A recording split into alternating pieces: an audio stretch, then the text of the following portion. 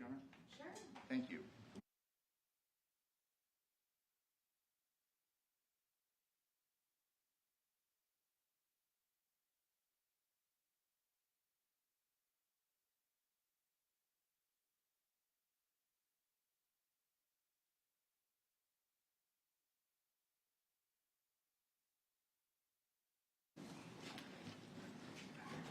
All rise for entering jury. Please jurors.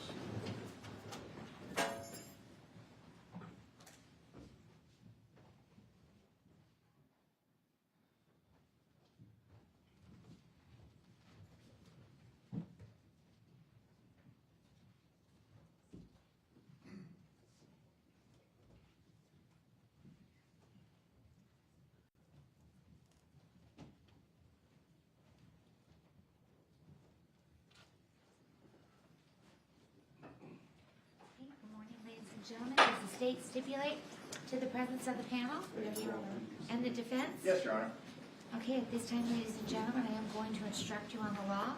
Officer Hawks is handing out the jury instructions. Each of you will have a copy of the instructions. You'll be able to take them with you when you go back to deliberate upon your verdict.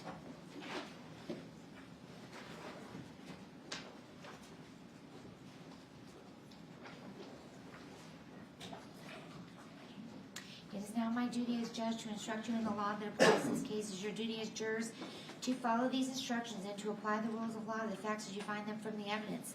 You must not be concerned with the wisdom of any rule of law stated in these instructions.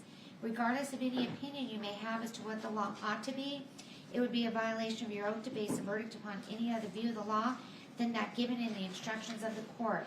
Instruction number 2, if in these instructions any rule, direction, idea is repeated or stated in different ways, no emphasis thereon is intended by me, and none may be inferred by you. For that reason, you are not to single out any certain sentence or any individual point or instruction and ignore the others, but you are to consider all the instructions as a whole and regard each in the light of all the others.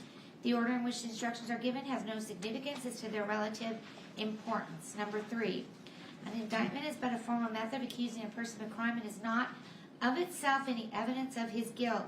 In this case, it is charged an indictment that on or about the 2nd day of September 2022 within the County of Clark, State of Nevada, contrary to the form, force, and effect of statutes in such cases made and provided, and against the peace and dignity of the State of Nevada, the defendant committed the crime of murder with use of a deadly weapon, victim 60 years of age or older, as follows. Did willfully, unlawfully, with malice aforethought, kill Jeffrey Gman, who was 60 years of age or older, with use of a deadly weapon, to wit, a knife, by stabbing the said Jeffrey Gman multiple times about the body, the said killing having been 1, willful, deliberate, and premeditated, and or 2, perpetrated by lying in wait for the said Jeffrey Gman, and or 3, perpetrated by abuse of an older person.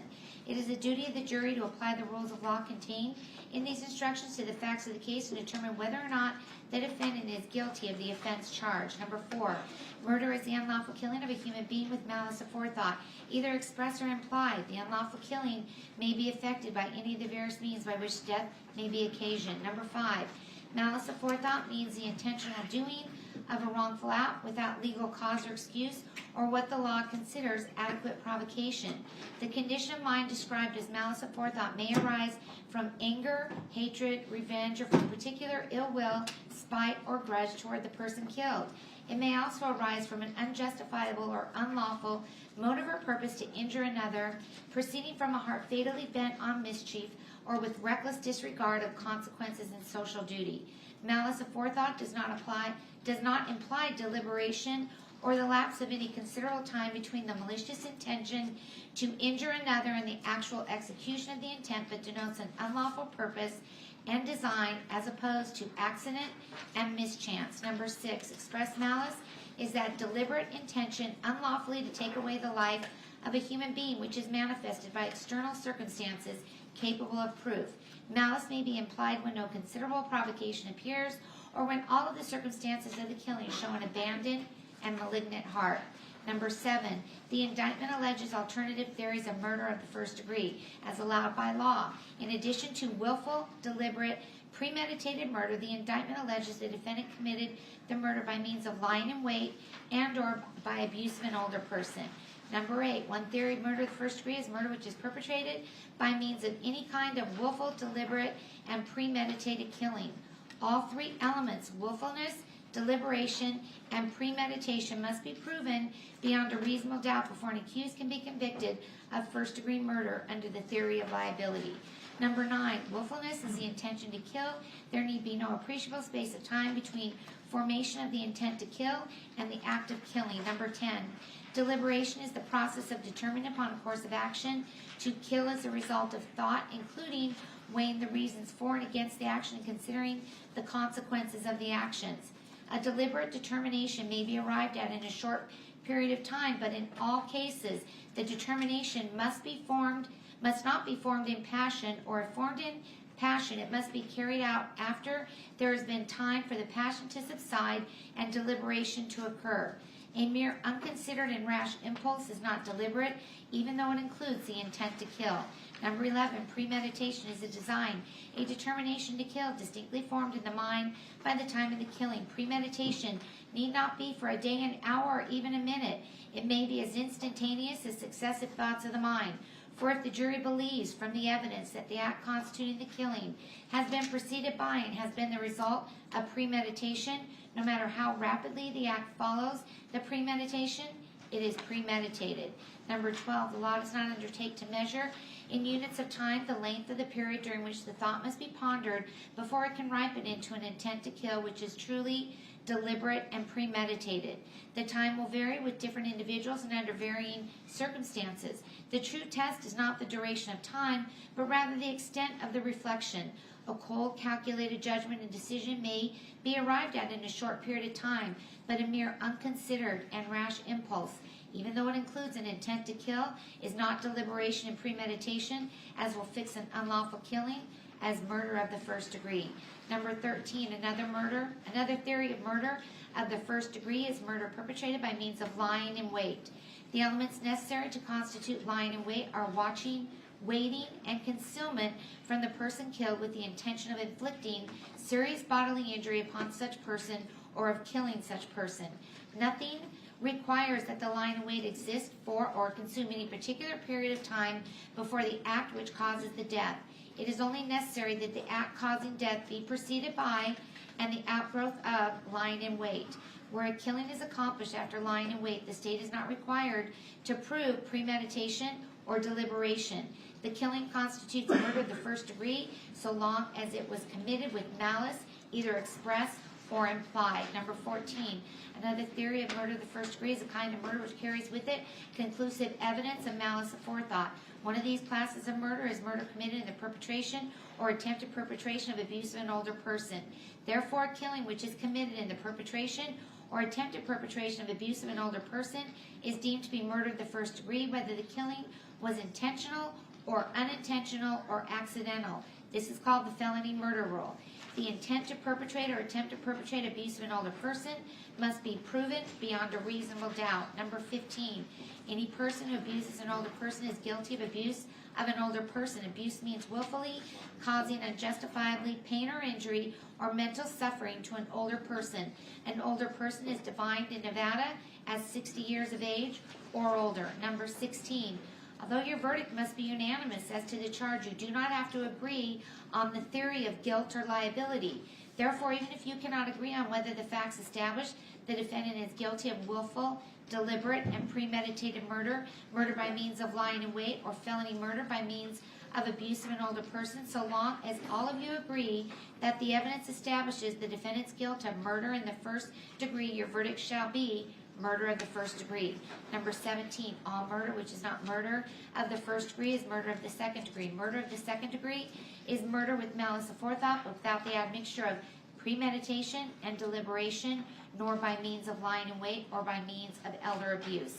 Number 18, you are instructed that if you find the state has established that the defendant has committed first degree murder, you shall select First-degree murder is your verdict. The crime of first-degree murder includes the crime of second-degree murder. You may find the defendant guilty of second-degree murder if, 1, you have not found beyond a reasonable doubt that the defendant is guilty of murder of the first degree, and 2, all 12 of you are convinced beyond a reasonable doubt the defendant is guilty of the crime of second-degree murder. If you are convinced beyond a reasonable doubt that the crime of murder has been committed by the defendant, but you have a reasonable doubt whether such murder was of the first or of the second degree, you must give the defendant the benefit of that doubt and return a verdict of murder of the second degree. Number 19, you are instructed that if you find the defendant guilty of first or second degree murder, you must also determine whether or not a deadly weapon was used in the commission of the crime. If you find beyond a reasonable doubt that a deadly weapon was used in the commission of such an offense, then you shall return the appropriate guilty verdict reflecting with use of a deadly weapon.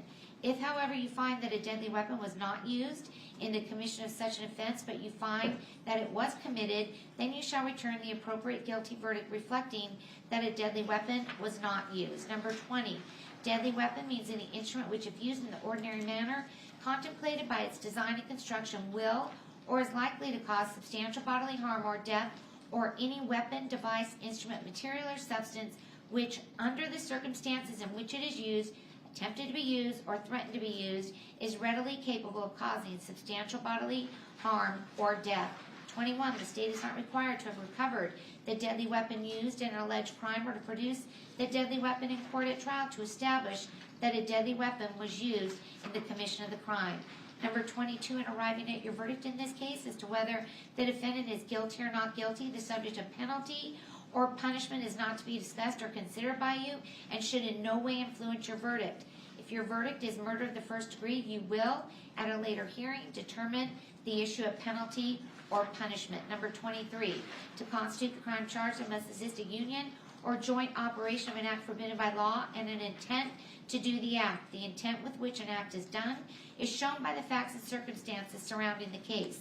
Do not confuse intent with motive. Motive is what prompts a person to act. Intent refers only to the state of mind with which the act is done.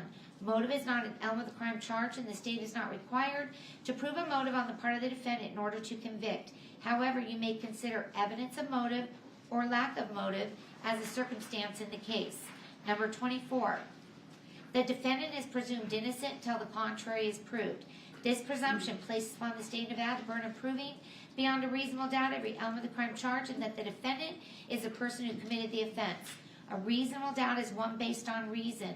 It is not mere possible doubt, but is such a doubt as would govern or control a person in the more weighty affairs of life if the minds of the jurors, after the entire comparison and consideration of all the evidence, are in such a condition that they can say they feel an abiding conviction of the truth of the charge, there is not a reasonable doubt. Doubt to be reasonable must be actual, not mere possibility or speculation. If you have a reasonable doubt as to the guilt of the defendant, he is entitled to a verdict of not guilty. Number 25, the evidence which you are to consider in this case consists of the testimony of the witnesses, the exhibits, and any facts admitted or agreed to by counsel. There are two types of evidence, direct and circumstantial. Direct evidence is the testimony of a person who claims to have personal knowledge of the commission of the crime which has been charged, such as an eyewitness. Circumstantial evidence is the proof of a chain of facts and circumstances which tend to show whether the defendant is guilty or not guilty. The law makes no distinction between the way to be given either direct or circumstantial evidence. Therefore, all of the evidence in the case, including the circumstantial evidence, should be considered by you in arriving at your verdict. Statements, arguments, and opinions of counsel are not evidence in the case. However, if the attorneys stipulate to the existence of a fact, you must accept the stipulation as evidence and regard that fact as proved. You must not speculate to be true any insinuations suggested by a question asked a witness. A question is not evidence and may be considered only as it supplies meaning to the answer. You must disregard any evidence to which an objection was sustained by the court and any evidence ordered stricken by the court. Anything you may have seen or heard outside the courtroom is not evidence and must also be disregarded. Number 26, in this trial, you heard evidence of other acts regarding the defendant, Mr. Tejas, in the articles written by Jeff Gman.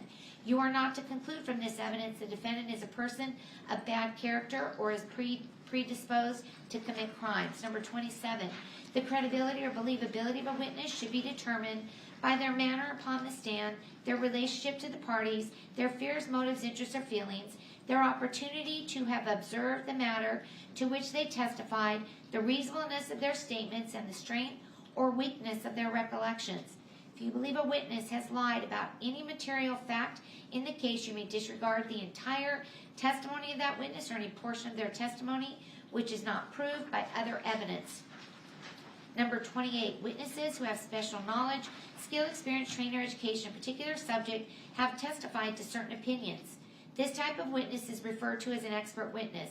In determining what weight to give an opinion expressed by an expert witness, you should consider the qualifications and believability of the witness, the facts or materials upon which the opinion is based, and the reasons for each opinion. Opinion is only as good as the facts and reasons on which it is based. If you find that any fact has not been proven or has been disproved, you may consider that in determining the value of the opinion. Likewise, you must consider the strength or weaknesses of the reasons on which it is based. You are not bound by any opinion. Give each opinion the weight you find it deserves. You may disregard any opinion if you find it to be unreasonable. Number 29, although you are to consider only the evidence in the case and reaching a verdict, you must bring to the consideration of the evidence your everyday common sense and judgment as reasonable men and women. Thus, you are not limited solely to what you see and hear as the witnesses testify. You may draw reasonable inferences from the evidence which you feel are justified in the light of common experience, keeping in mind such inferences should not be based on speculation or guess. A verdict may never be influenced by sympathy, prejudice, or public opinion. Your decision should be the product of sincere judgment and sound discretion in accordance with these rules of law. Number 30, during your deliberations, you're not to communicate with anyone in any manner regarding the facts or circumstances of this case or its merits, either by phone, email, text, messaging, internet, or other means. You are admonished not to read, watch, or listen to any news or media accounts or commentary about the case. You're not permitted to do any independent research, such as consulting dictionaries, using the internet, or any other reference materials. You are further admonished not to conduct any investigation, test a theory of the case, recreate any aspects of the case, or in any other manner investigate or learn about the case on your own. Number 31, when you retire to consider your verdict, you must first select one of your members to act as foreperson who will preside over your deliberation and will be your spokesperson in court. During your deliberation, you will have all the exhibits admitted into evidence, these written instructions, and forms of verdict prepared for your convenience. Your verdict must be unanimous.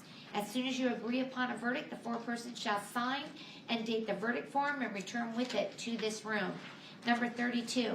Now you will listen to the arguments of counsel, who will endeavor to aid you to reach a proper verdict by refreshing in your minds the evidence and by showing the application thereof to the law. But whatever counsel may say, you will bear in mind it is your duty to be governed in your deliberation by the evidence as you understand it and remember it to be, and by the laws given to you in these instructions, with the sole fixed and steadfast purpose of doing equal and exact justice between the defendant and the state of Nevada. The state may open and close the arguments. Thank you, Your Honor.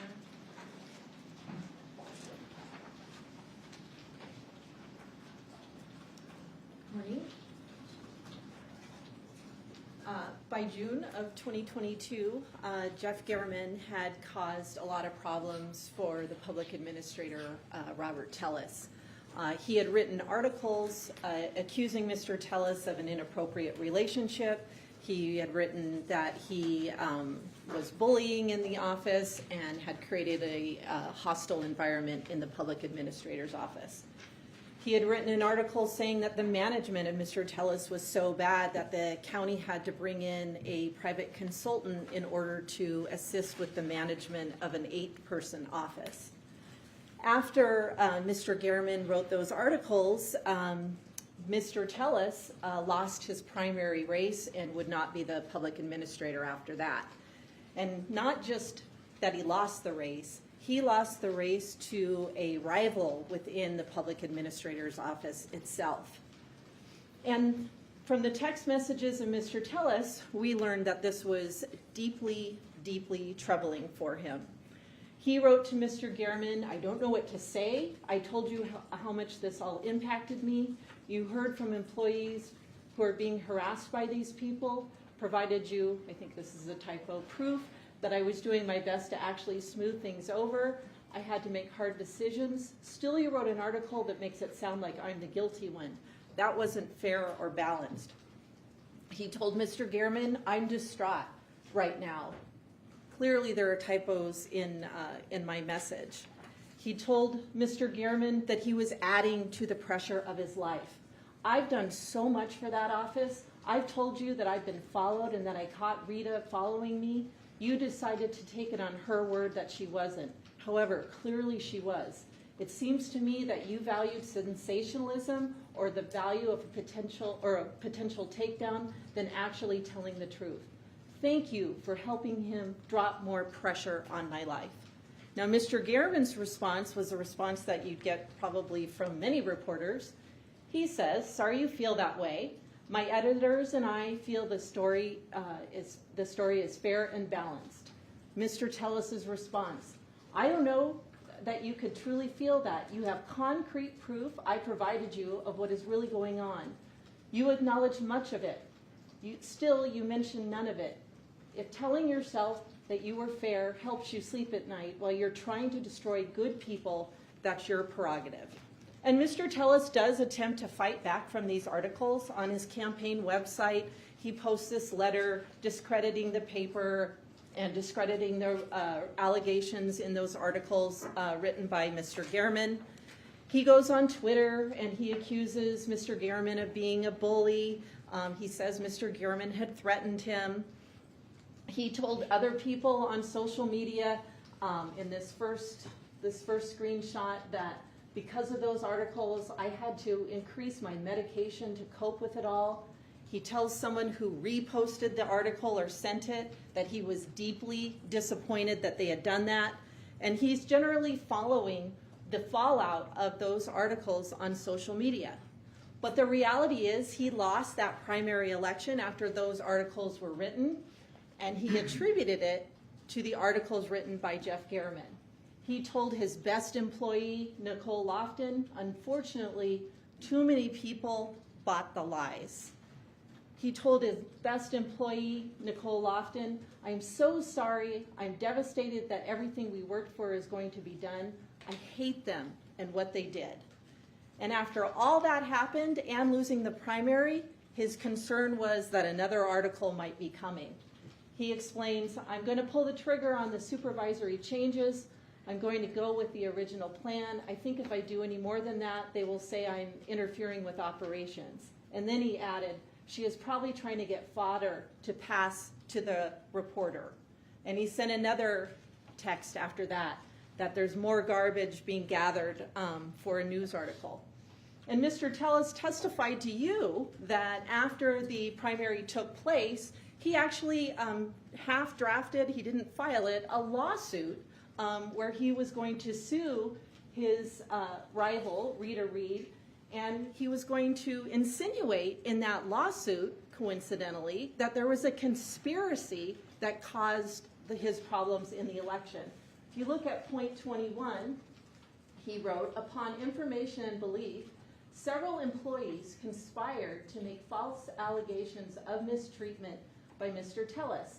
These employees contacted the Las Vegas Review-Journal to share false and defamatory statements in support of news articles against Mr. Tellis. So he was clearly incredibly upset that those articles were written and that it resulted in him losing that primary. In July, Jeff Gman, though, isn't done with his stories and his examination of what is going on with Mr. Tellis and the public administrator's office. In July, he sends that request for the public records of the county, where he's asking for communication between Mr. Tellis and Roberta, and then ultimately it expands to other individuals in the county. But he wants all team messages between Mr. Tellis and Roberta. He wants cell phone messages. He wants essentially all of their communications as of July, and that's after those 4 articles were written. Mr. Tellis, of course, is informed by this, informed of this request by the county, and this occurs on August the 8th. and they explain, hey, look, this reporter's seeking all of this information. So the message underlying all of this is another article is forthcoming. Mr. Tellis messages back that he wants to review those communications prior to them being released to the reporter. But as of August 8th, he's on notice of another article coming. And if you look at this email, he responds about 20 minutes after that first email was sent to him. Now, looking at the August calendar, you can see that on August the 8th, that's when he receives the notification of the public records request. And by August the 12th, there are images from Google Maps of Jeff German's neighborhood, Bronze Circle. We don't know the date they were created, but we know they were modified by August the 13th, meaning they had to be created sometime before that. Now, this doesn't mean that Mr. Tellis physically went to Bronze Circle on the days leading up to the modification date of the 13th. It simply means that he went and accessed Google Maps, and Bronze Circle is the area that was searched and accessed by his phone. And those images are, of course, where Jeff German lives.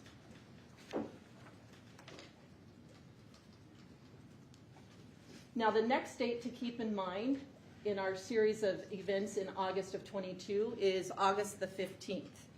In August the 15th, that is when there's images of all of those cars that are kind of driving along the access road to Jeff German's neighborhood.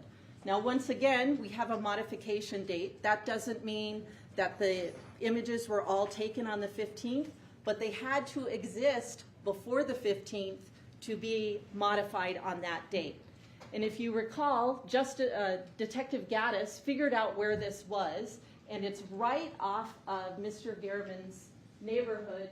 His house is right here on Bronze Circle, and she figured out by looking at the photographs where it was located in Las Vegas. And she figured out it was located right at this Popeyes parking lot, and that slanted wall ends up being in almost all of the images. And there are a lot of them, of several cars driving by the access road to Mr. German's house. So we have the notification on the 8th. We have accessing Google Maps on the 12th. We have those screenshots of all of those vehicles in conjunction with Mr. German's neighborhood by the 15th. And then by the 23rd, there have been searches of Mr. German's personal information on Mr. Tellis's computer. This is Mr. Tellis's work computer at his desk. If you look at the screen on the right, you can see like there's a bottle of hand sanitizer, kind of there's an arrow pointing to it. Here's a closer view. And the screenshots from his phone, you can see that the same cap to that bottle is in the screenshot as well. So these were clearly taken on his work computer while he was at work. And you can see that he's looking up personal information of Mr. German, the kind of car he drives. He ultimately is able to get the address of 7216 off his work computer. And once again, those photos were in existence by August the 23rd of 2022. So all of those events, the notification, the accessing of Bronze Circle on Google Maps, the screenshots of the car, and then using the work computer to access personal information of Jeff German all occurs in August of 2022. Moving to September, that's when Mr. Tellis, on September the 1st, receives notification that the county is getting ready to release all of those documents that were subject to the public records request. He's notified, and Ms. Kennan is notified on September the 1st of 2022, and the murder's the very next day. It's about 15 hours later. Now, we know that on the morning of the 2nd, Mr. Tellis left his house and proceeded into the area of Mr. Garriman's neighborhood, and that he kind of meanders around there, but ultimately ends up on those cross streets and then proceeds on foot to Mr. Garriman's residence. Mr. Tellis's residence is at the top of the screen there on Spanish Steps. He goes down that Silk Tassel Road and then goes on Red Hills Road.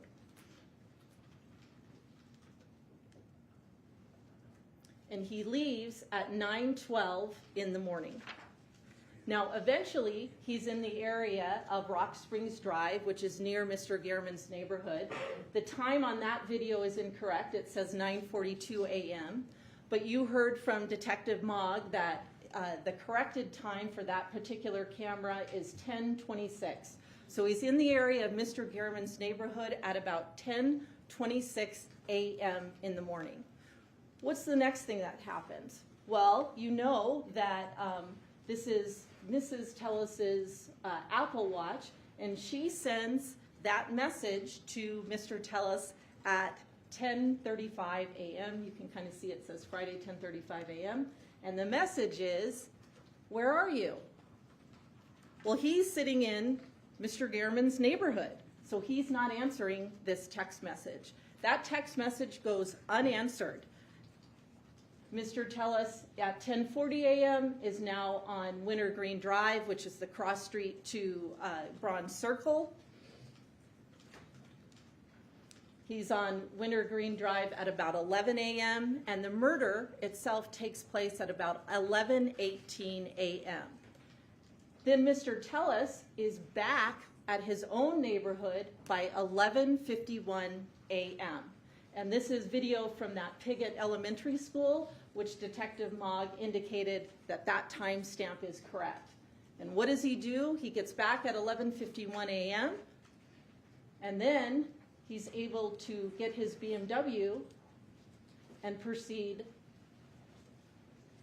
to Planet Fitness.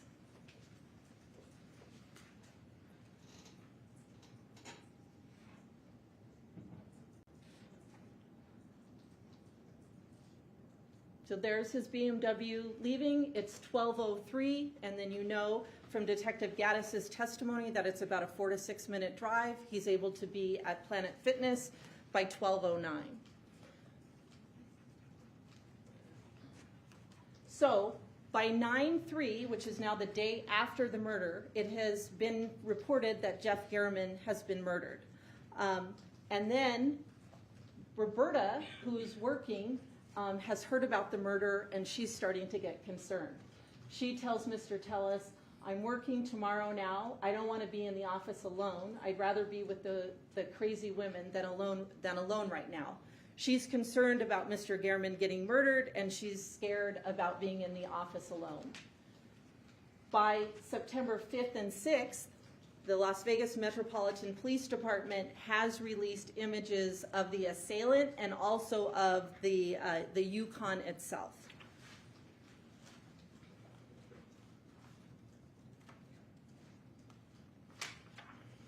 And Roberta becomes even more concerned. She messages Mr. Tellis, Rob, WTF, please do not be driving your Yukon around for a while. This is on September the 6th.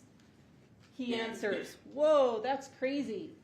She says, please tell me your Yukon is not that color. He answers, it is similar, if not the same. She says, I'm freaking out, Rob. He answers, my car has all matching wheel patterns. I think they are saying that there's a difference between the front and the back of the assailant's vehicle. But Roberta looks at it and says, fuck, your car is identical. And it actually turns out that Roberta is the one that is correct. His car is identical. From that lighter spot on the passenger side, just below the windshield wiper, there's sort of like a lighter rectangular shaped portion of the car. You can see that in the video. From the differentiating tint between the front and the back of the vehicle, that part is identical. And from the wheels themselves, they weren't different. They were the same. The wheel rims on the front and the back are identical. It is his Yukon. He is the one who committed the murder. So let's talk about the charge of murder. Murder is the unlawful killing of a human being with malice aforethought, either express or implied, and all that means is an act of ill will. When you go back to deliberate, you'll be asked two overarching general questions about the crime, and those are, was a deadly weapon used in the commission of the crime, and was the victim of the crime 60 years of age or older? So as you heard from Judge Levitt, a deadly weapon is simply an object capable of causing substantial bodily harm or death.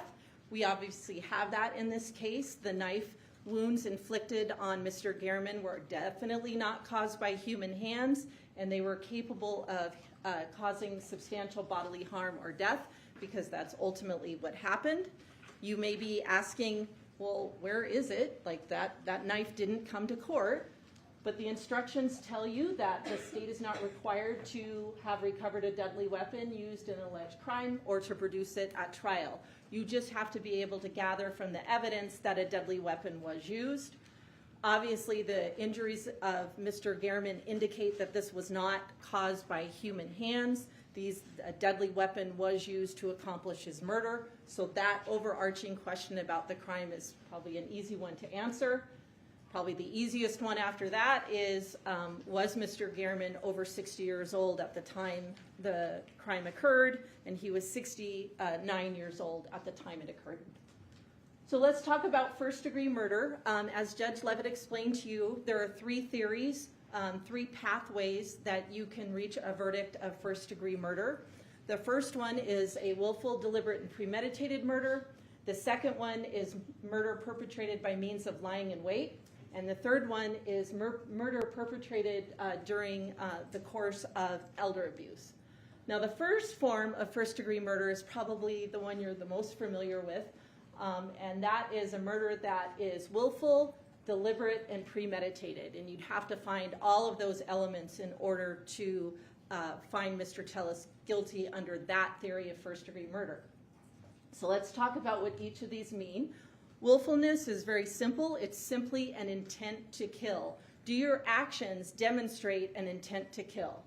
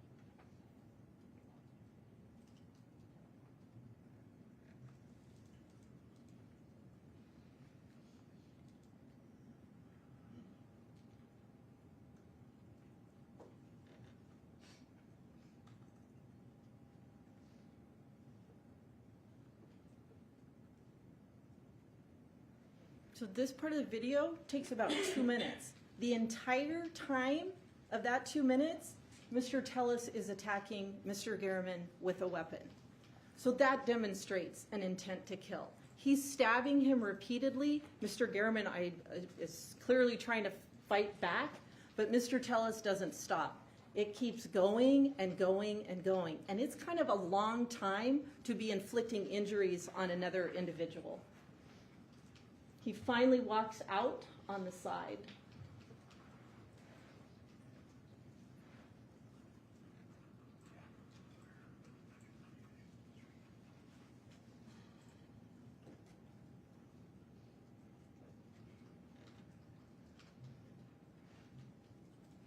but the duration of that time, the entire time, Mr. Gman is being attacked.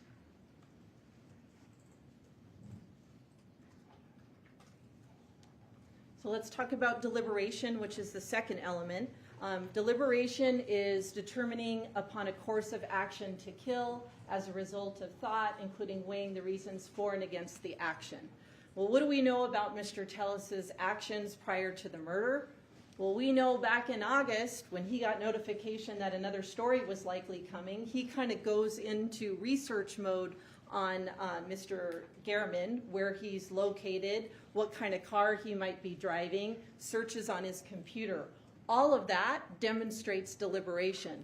Even if you didn't have all of these actions back in August, the length of time of the actual attack itself is sort of a shorter version demonstrating a course of action to kill, right?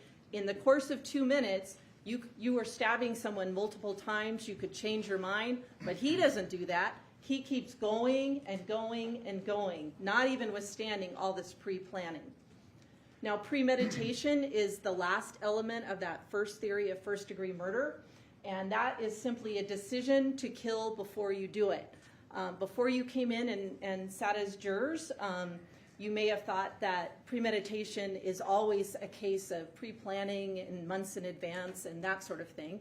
And that is definitely a case of first-degree murder and kind of exactly what we have in this case.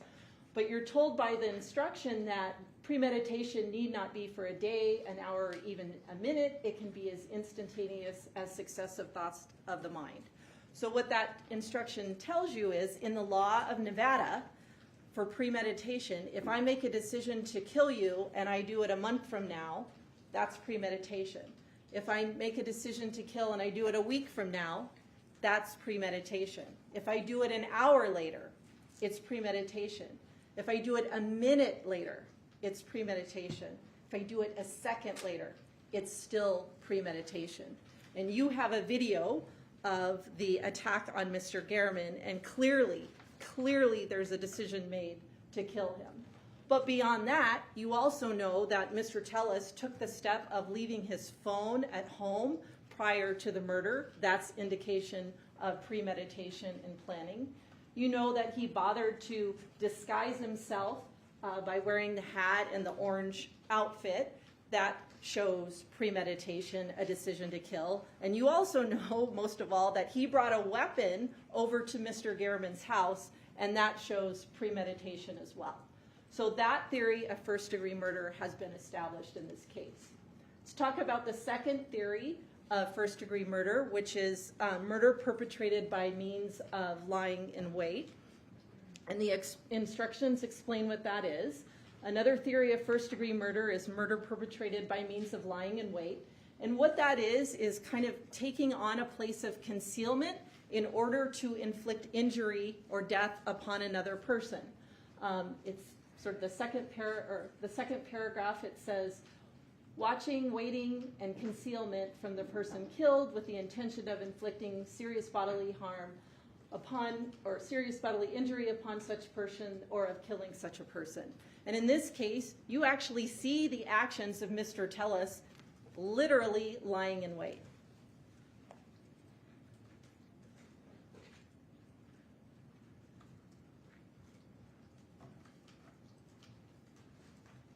He goes into Mr. Gman's yard and recedes to the back in order to be in a place of concealment in order to attack him later on. And that is literally lying in wait.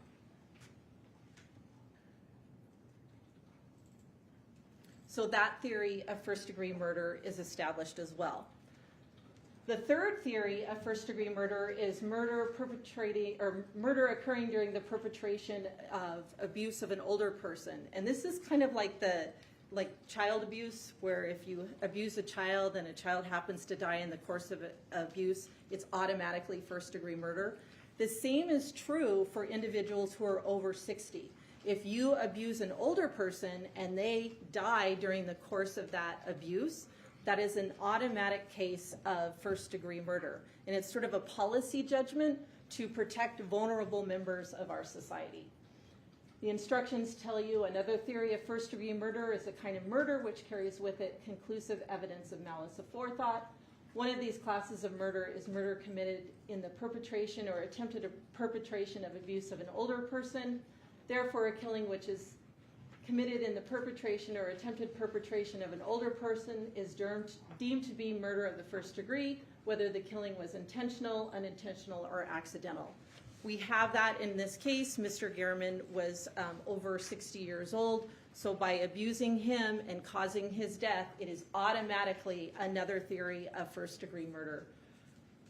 So this is this is a picture of the verdict form that you'll have back in your deliberation room, and you can kind of see on the top in all caps it says murder with use of a deadly weapon, victim 60 years of age or older.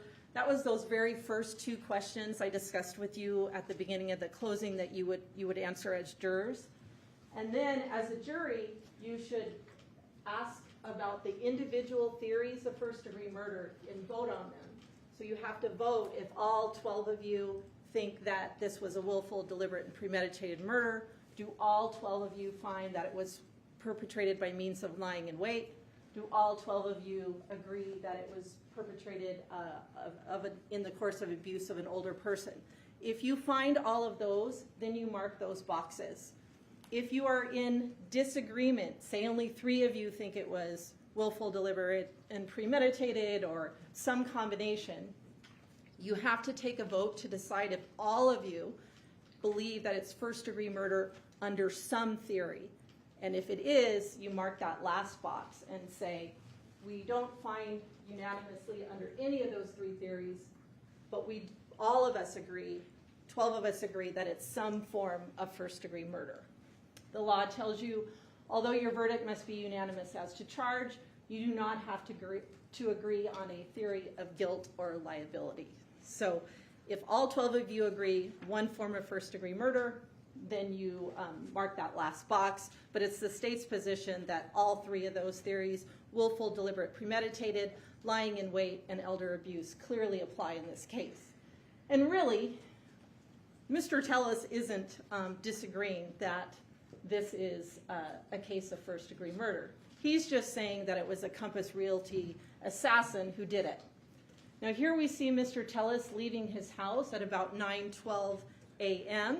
And it's the state's theory, of course, that at that point he's left his house and his cell phone is sitting back at his house on Spanish Steps.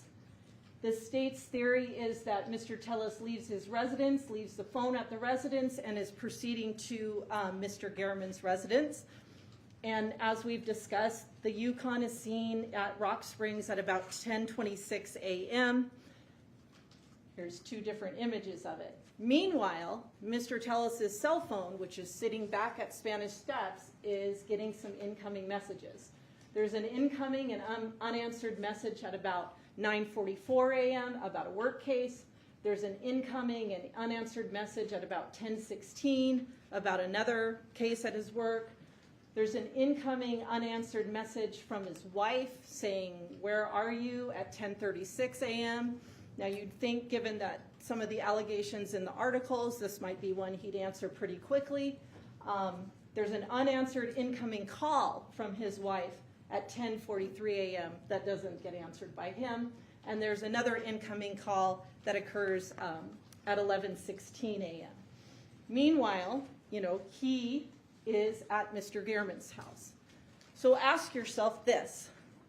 If this was really a Compass Realty assassin who was committing the murder at Bronze Circle, how would that individual know that Mr. Tellis, with his phone at his house, wouldn't have answered a call, or wouldn't have gotten in another text string, or wouldn't have made a call himself? How could anybody but Mr. Tellis be the killer? No one would have that level of assurance, because if any of those calls had been answered from his house, it would be clear that he wasn't the one involved. Now we know from the video evidence from Bronze Circle that after the murder occurs, Mr. Tellis actually returns to Mr. Gman's house, and he goes to the side area of the yard where Mr. Gman is located.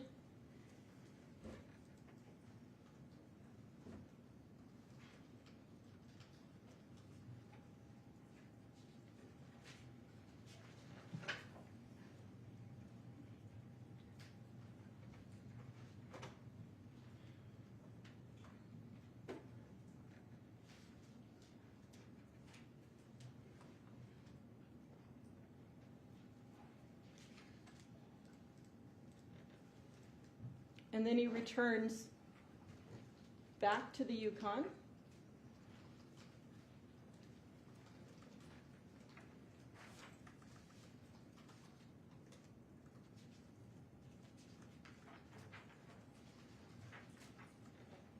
And eventually does that U-turn and drives away.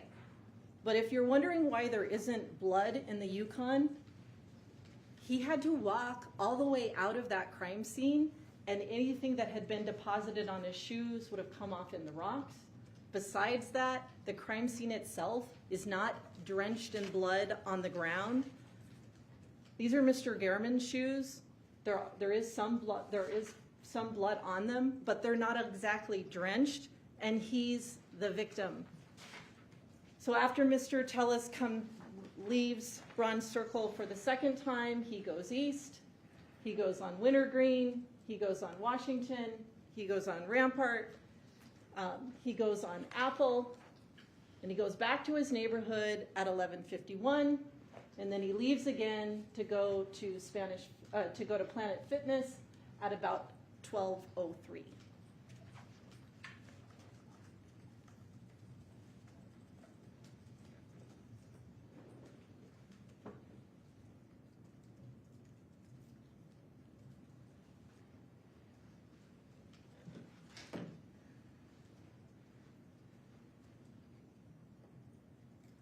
You also know that Mr. Tellis is the killer because of the DNA evidence in this case. Remember how this comes into play. They collect the samples from the scene, and the Metro DNA analyst has this result of foreign DNA being present on September the 5th. They haven't even collected a DNA sample from Mr. Tellis until the 7th.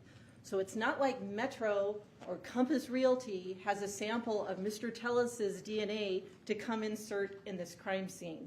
It's Mr. Tellis's DNA in this scene. It's literally on the body of Mr. Gehrman.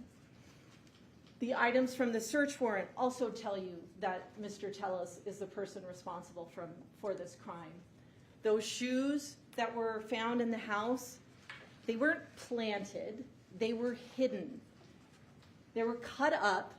Anyone who planted the shoes would have no reason to cut them up. The cutting up is to benefit Mr. Tellis so he can get rid of them. If you were just planting them, you could leave them alone. And they're clearly his shoes because, one, they're in his house. Two, his DNA is present on them. And if you don't believe that, there's pictures in his phone of those shoes on a day when he apparently went rock climbing. You have the bag that was located and ultimately the hat as well. And you heard a lot of testimony about how all of this evidence was collected from the scene. There's the detective who physically finds it, working with other detectives who are also doing the search. There's the detective that's assigned to be the scribe, to write down where everything is located. There's a crime scene analyst assigned to photograph it in place. There's DNA analysts who actually analyze the physical evidence after the fact. And all of this occurred, this whole search occurred while his wife is sitting in the house and aware of what they're doing. None of this evidence was planted. There's the bag, there's the hat, that was the location of the hat in his house. Finally, you know from the searches, the Bronze Circle, where he accessed the Google Maps of Mr. Gehrman's house, that he is the one responsible. He's not friends with Mr. Gehrman. He doesn't have business to do with Mr. Gehrman. There is no reason for images of Bronze Circle to be in his phone prior to the murder occurring. You also know that he is the one responsible from the sort of amateur surveillance that occurred in August prior to the murder itself. There's no reason for any of this to be in his phone, but that he's attempting to gather information on Mr. Gehrman. And finally, you know he actually used his work computer to gather information on Mr. Gehrman as well. At the end of his testimony, I think yesterday, Mr. Tellis explained that he's really a victim in this. He's been victimized by the whole process. And he told you that He was wronged by his coworkers who didn't appreciate his changes that he made in the office and didn't appreciate his management style. He was wronged by the county who didn't understand that he was being a good leader. He was wronged by Zach Schilling, and by Kristen Riffle. He was wronged by them as well. He was certainly wronged, according to him, by Compass Realty. He was wronged by Steve Wolfson. He was wronged by the patrol officers who preserved that scene at Mr. Gehrman's house. He was wronged by Metro Police, in particular Detective Gaddis and Detective Jappie. He was wronged by some mysterious, illusory phone hacker. He was wronged by DNA analysts at Metro who found his DNA on the fingernails of Mr. Gehrman. And then, of course, he was obviously wronged by Mr. Gehrman, too, in the articles he wrote. Or maybe it's not that he was wronged. Maybe he's the one in the wrong.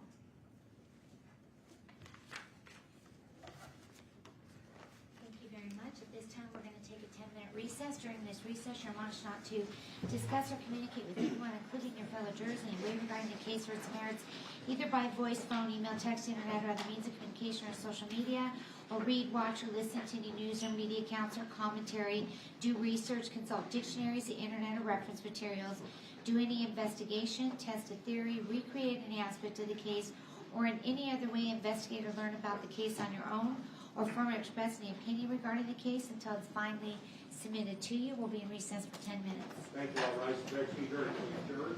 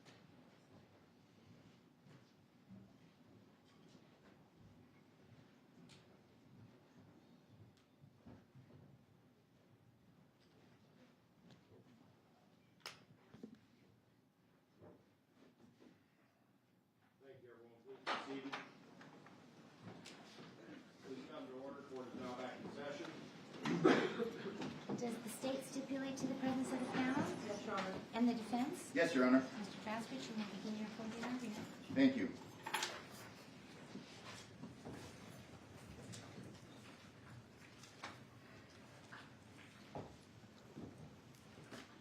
Am I on?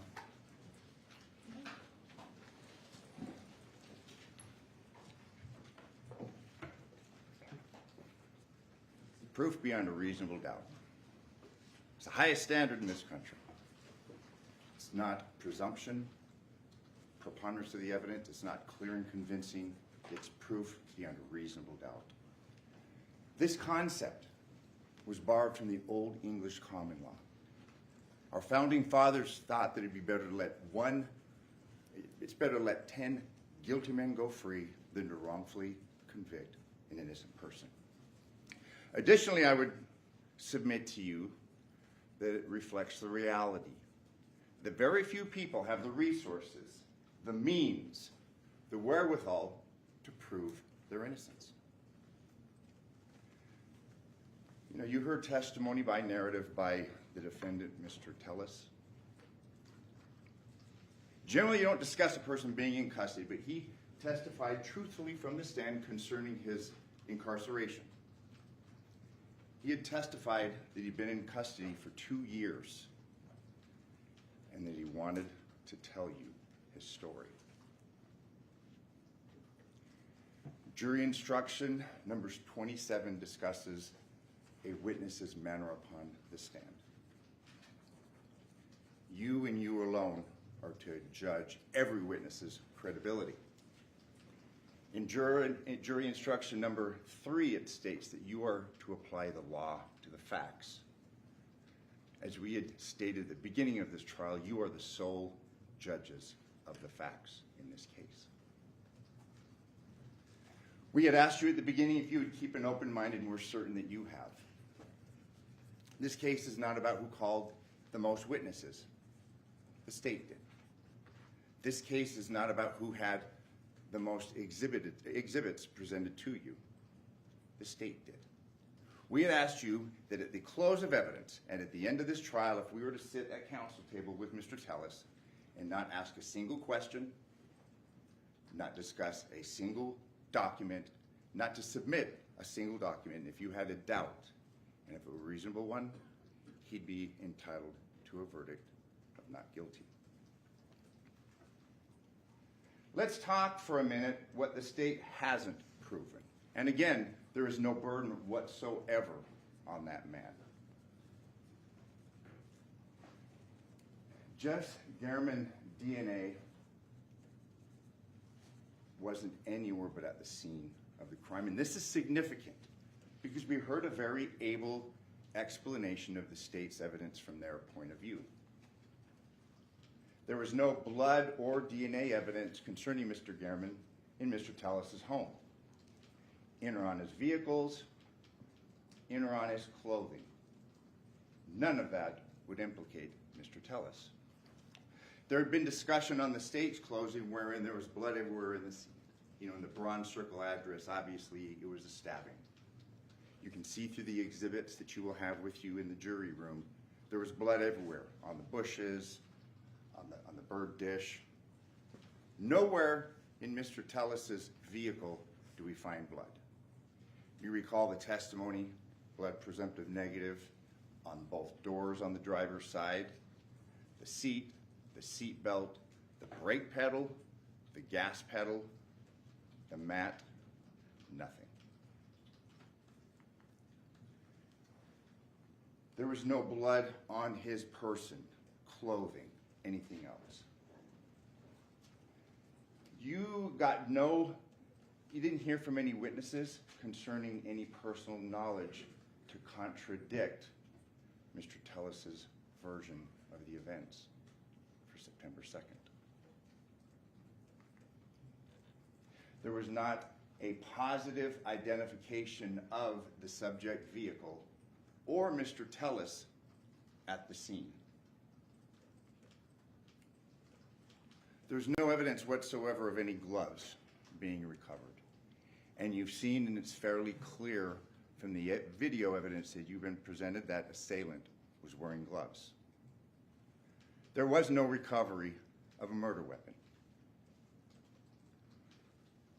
That vest with the reflective strips, you didn't see that. And the pants, I mean, we had pants that were recovered. You saw the blue pants. Obviously, that didn't bear any evidence to implicate Mr. Tellis. And I would submit to you that the facts in common sense would dictate that had he been the murderer, there'd be evidence of it on these articles, on that getup that that person was wearing on September 2nd. This is a point that I would urge you to consider, because I would submit to you that's crucial in determining whether the state, and again, it's the state alone that bears the burden, has proven their case against Mr. Tellis. There's no surveillance or eyewitness testimony showing that Tellis left his house that day headed to Mr. Gman home. We did hear evidence, and it was uncontroverted, and that came through Detective Gaddis, that on the day of the stop, September 2nd, it's Metro policy to have body cam.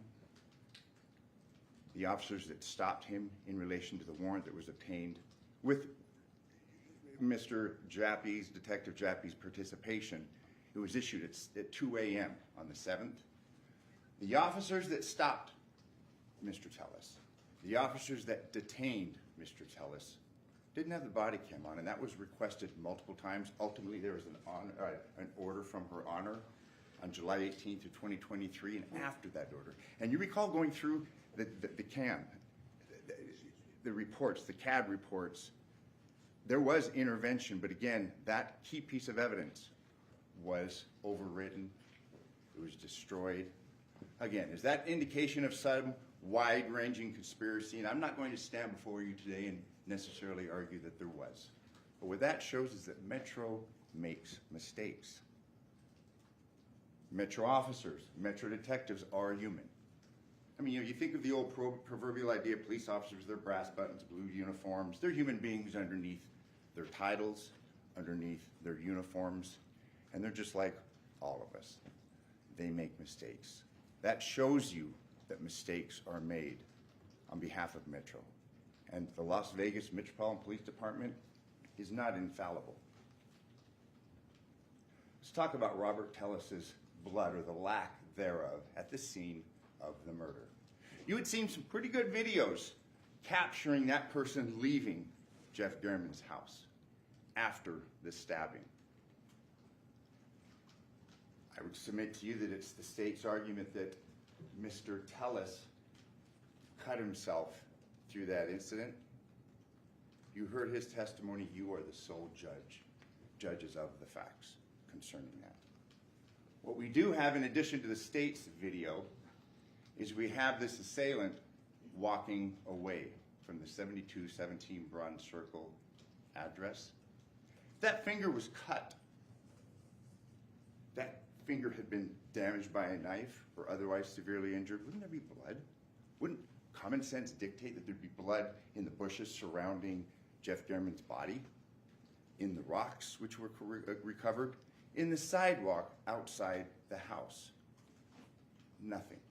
And again, it's the state's burden to present you every bit of evidence in their prosecution, and you should take into consideration the evidence that they've presented to you. But by the same token, you should take into consideration determining whether or not they have proved their case beyond a reasonable doubt, and they have the sole burden for the production of evidence.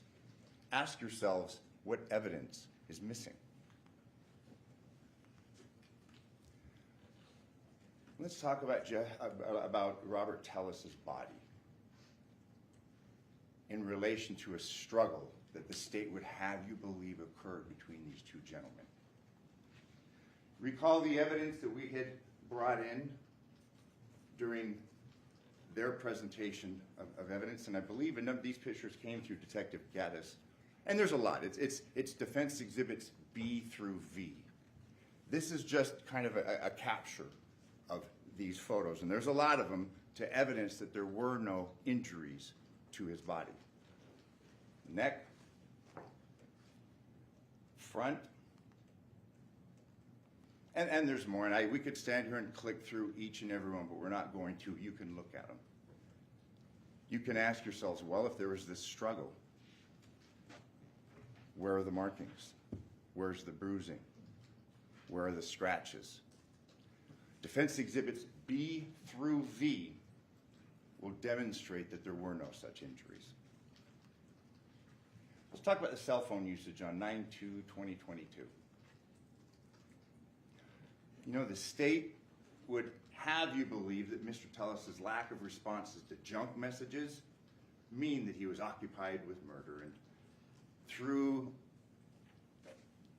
analyst Aguero, you heard, and you had the opportunity to see through the course of this gentleman's testimony, it was uncontroverted. We went through the messages during the key hours, the key times of September 2nd. The vast majority of those messages were automated. They were spam. How many of us respond to spam? It wasn't like he had every person reaching out to him, family, friends, repeatedly. Where are you? What are you doing? It's not. The vast majority of those messages were of no significance. They were junk. Additionally, the state did not establish a pattern of phone use behavior which would indicate that Mr. Tellis's communication activity on that day was anything different than his normal behavior. They had the devices, they had the access. You heard no testimony that his accessing his phone, his using his phone on September 2nd was anything different than the day before, the day following, the weeks before, or the weeks following Mr. Gman's murder. And let's talk about the deleted messages. You recall that was quite a big point that was underscored and argued through the course of testimony, and it was actually through Mr. Aguero, our expert, the issue concerning this deleted message. And you recall then we had the subsequent witnesses in the state's rebuttal that came forward with and it was through Mr. Tellis's testimony. Do you remember the watch, the Apple Watch? Then there was questions asked, what about the other device that presumably these messages were being received on? We didn't get the benefit, and again, it's their burden to compare the Apple Watch with the Pixel phone. We didn't have that, but what we did hear from that detective is that he couldn't say one way or the other. Do you remember that question, where are you? Obviously, if someone's home, they can speak with one another. But we didn't hear and we couldn't hear any evidence. And for you to just make a judgment based upon their own expert, their own witness who has special training and knowledge, say, I couldn't say one way or the other whether that message was deleted on the Pixel device, the device that they have alleged was Mr. Tellis's phone, that's significant. Let's talk about what the state does have. They've got a cut-up straw hat and shoes. There's really no reasonable explanation, rational explanation one way or the other. Obviously, if this person's the murderer, why not get rid of the shoes? You'd have to presume that he had knowledge of the shoes and their whereabouts. Let's talk about that hat. Why wasn't that hat discarded? Again, we'd have to presume knowledge on the part of Mr. Tellis where that hat was. And again, neither the shoes nor the hat tied him to Jeff Gman's residence. We had a shoulder bag with balls in it. Do you recall that exhibit? We had a basketball and a football that looked like some sawdust, and you'll have all of these exhibits. What's going on with that?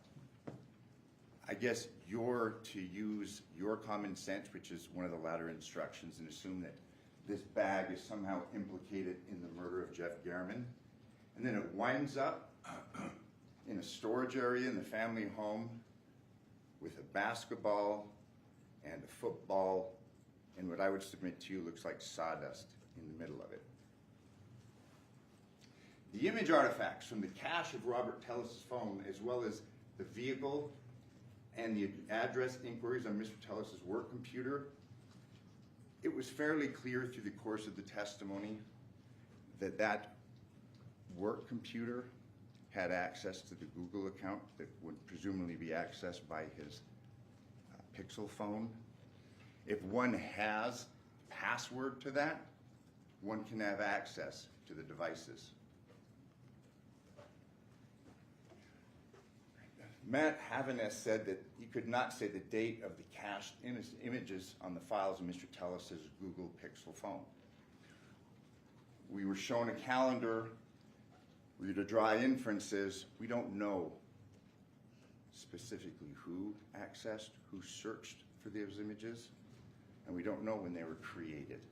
And I would submit to you that that's significant, and the state should explain that to you. On Defense Exhibit 03, Robert Tellis' user accounts on his Dell Omnipex located the public administrator's office.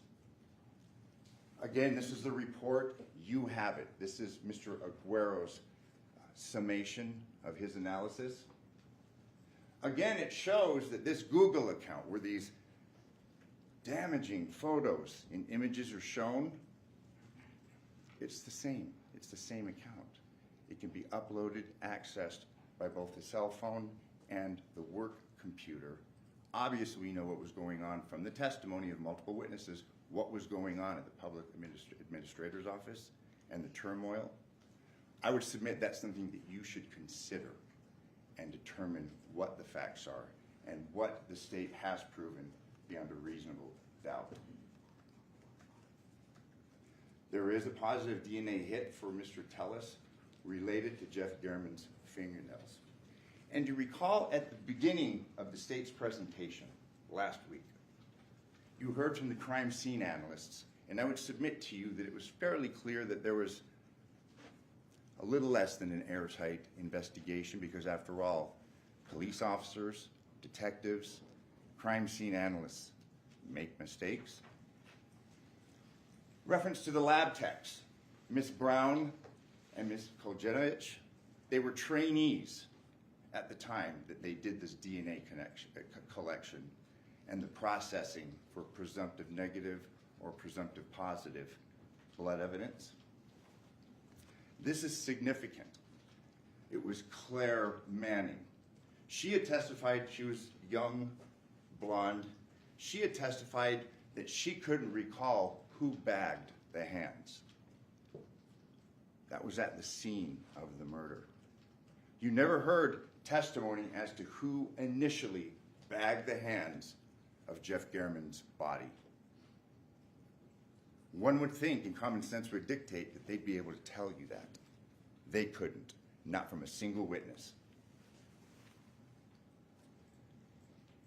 She testified that she took custody both of the fingernails and the evidence concerning Mr. Tellis, but again, she couldn't tell you who bagged the hands. Again, this Google search on the recipe, you heard this the last day of trial, like that was somehow significant. Do you recall in the recross of the detective, there was at least 2 computers at the Tellis home that were not reviewed. They weren't checked for those recipes. So again, I'd submit to you, we have a wash. Detective Mogg, Christopher Mogg, he's now retired. He's an analyst, he lives in Texas. You recall at the beginning of this trial, he gave what appeared to be fairly detailed testimony concerning the whereabouts of the subject, Denali. Do you recall on cross, it was addressed that at 9:10, that vehicle was entering in from the Piggott Elementary. And again, you saw the map, it's in evidence. You can see that this right here is not the entrance to Mr. Tellis' neighborhood. It's streets away. It's not close. He gave you testimony that apparently he drove through the neighborhood where Mr. Tellis lived, off the Spanish Steps address. He said to look for things of evidentiary value. We heard nothing. We heard nothing concerning other vehicles in the neighborhood. Do you recall the testimony that there was at least 67 red Denalis? We heard testimony that that number at one point perhaps was greater. Perhaps it was at 67, which nobody contradicted, but we never heard what it was ultimately narrowed down to. We had Detective Mogg and I'll refer to him as detective because in essence he still is, he testified and just said he was sure that it was that man's Denali, period. Do you recall the testimony that was shown concerning, and I would submit to you because you are the sole judges of the facts, that there was something peculiar about this Denali, something in the right-hand window area, that plastic stripping. You have the photos. Please look at them. We are given testimony based upon his analysis. We have at the same part near Piggott Elementary, we have this vehicle leaving at 9:12:32. But what's significant about the 9:10 where we see it entering the neighborhood or the area, again, it's not Mr. Tellis' specific neighborhood, we're not told where it was before that, who was driving it. What's important, and I want to back up, is at 9:10, we have this vehicle entering the area. And you have to ask yourself, what's occurring between 9:10 and 9:12?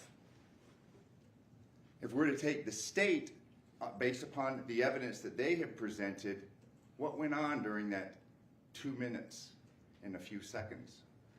We don't know. Did it even make it to the Tellis' house or some other neighbor, other house in the area?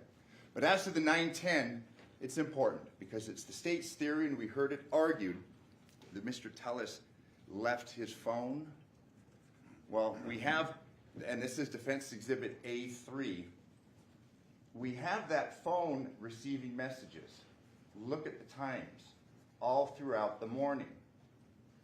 We have that phone receiving messages 7:44, 7:45, 8:47. You can see, and this will be given to you. It's close to the cell tower next to Mr. Tellis' home. So then you have to ask, well, where was this vehicle? And I'd asked him specifically, did you follow this vehicle? Did you see this vehicle prior to the 9:10 time taken from Piggott? He didn't. But we can see, based upon the evidence that was provided to you by the defense expert, that phone is in the area all that time.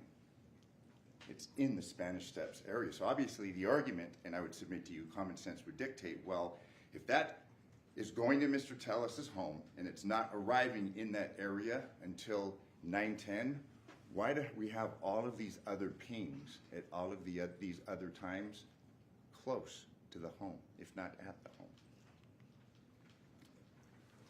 He laid out very specific detail, and he had talked about this approximately 5.3-mile trek that he wants you to believe was Mr. Tellis' vehicle, and that vehicle was occupied by Mr. Tellis. His video analysis takes 2 hours. It covers 2 hours and 39 minutes.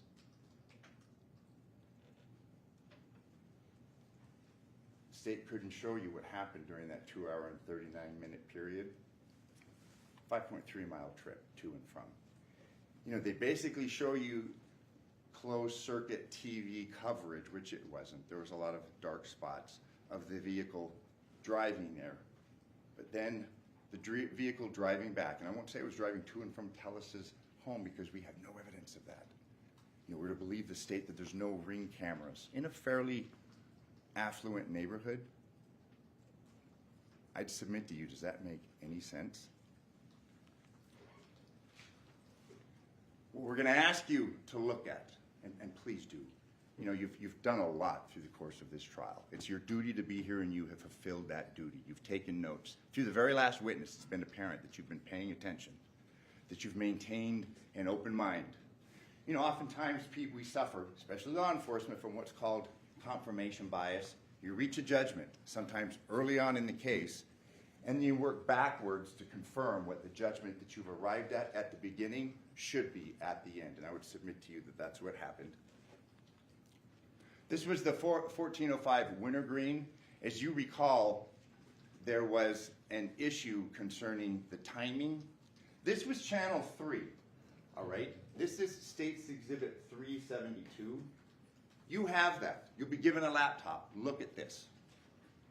This was an image that was not part of his presentation to you at his testimony and during his testimony. This laptop has the ability to pause. It has the ability to zoom. Watch this.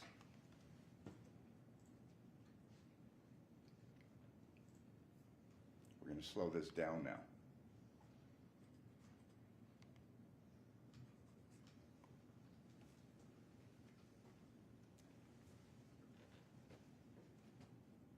You have this evidence. It wasn't part of his presentation, but it's been provided to you. Look at the profile. What's that look like on the top of the head? I'd submit to you that looks like hair. We've seen Mr. Tellis. He gave testimony from the witness stand. Does that profile match the profile in that vehicle? I mean, it's no secret. The man's bald. Look at the face. Look at the eyes. I'd submit to you that those look like glasses. And again, this is part of the evidence collected by the state. It's been presented to you. It wasn't addressed during their case in chief, and it wasn't explained by Detective Cliff Mogg. I'd submit to you, look at that image. There's hair. There's glasses. Now, the state in rebuttal, and we'll address the significance of that, they have the opportunity to come and address what I've presented to you, but that's undeniable. What I'm going to show you next is the image on channel 2. That's the same video coverage, but now it has the vehicle coming from a different direction.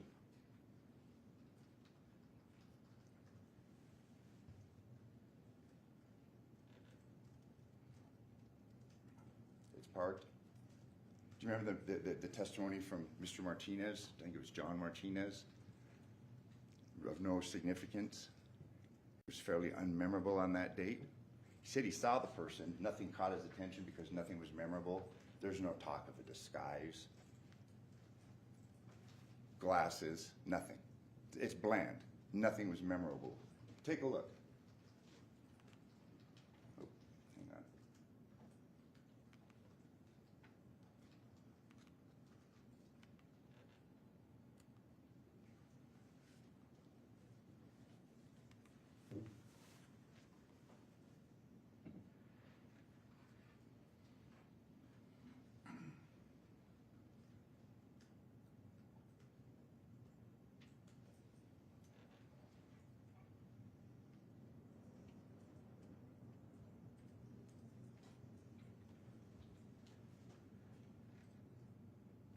That's Mr. Martinez that I discussed.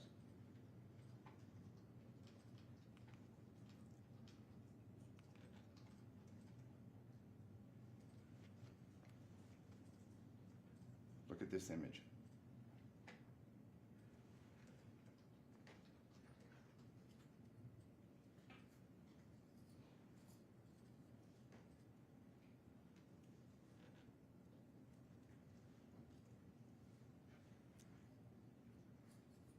Look at the profile. It's hair.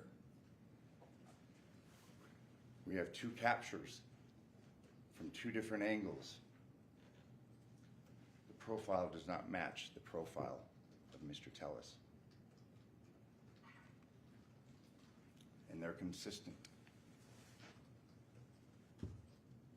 It's not open to dispute.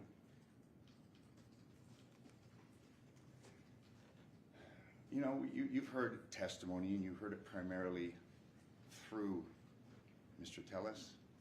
You heard it from Nicole Lofton.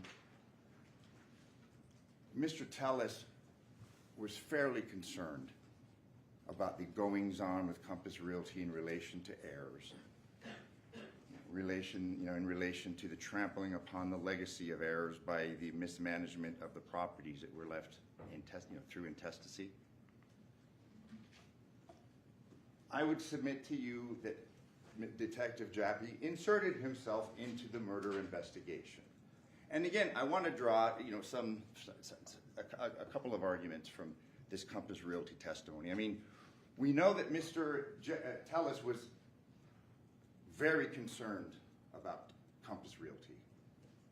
He was the whistleblower. He was concerned about the actions of Compass Realty. You know, during the 2 years that he's in custody, I mean, what would a man do? He's fixated on that. He's ruminating on that. I would submit to you that common sense would dictate, and your experience would dictate, well, he's going to focus on the involvement of individuals who he was focused on prior to his being arrested. I mean, really, what are his alternatives? And again, this goes back to the burden on the state and not the defense. What can he really do when he's locked up? He's going to focus on Compass Realty. It's easy to dismiss him as being crazy. Oh, that's Looney Tunes. But hey, he's been in custody for 2 years. He was worried about Compass Realty prior to being incarcerated. He was worried about the goings-on with the old guard, about his work at the public administrator's office for financial reasons he testified concerning, and you've heard testimony supporting that. Why wouldn't he continue worrying about that? Why wouldn't he keep thinking, well, I'm being framed, I'm being charged with a murder that I don't think I committed, I didn't commit. He's going to focus on what he was focusing on before he was arrested. You know, we heard testimony from Detective Gaddis.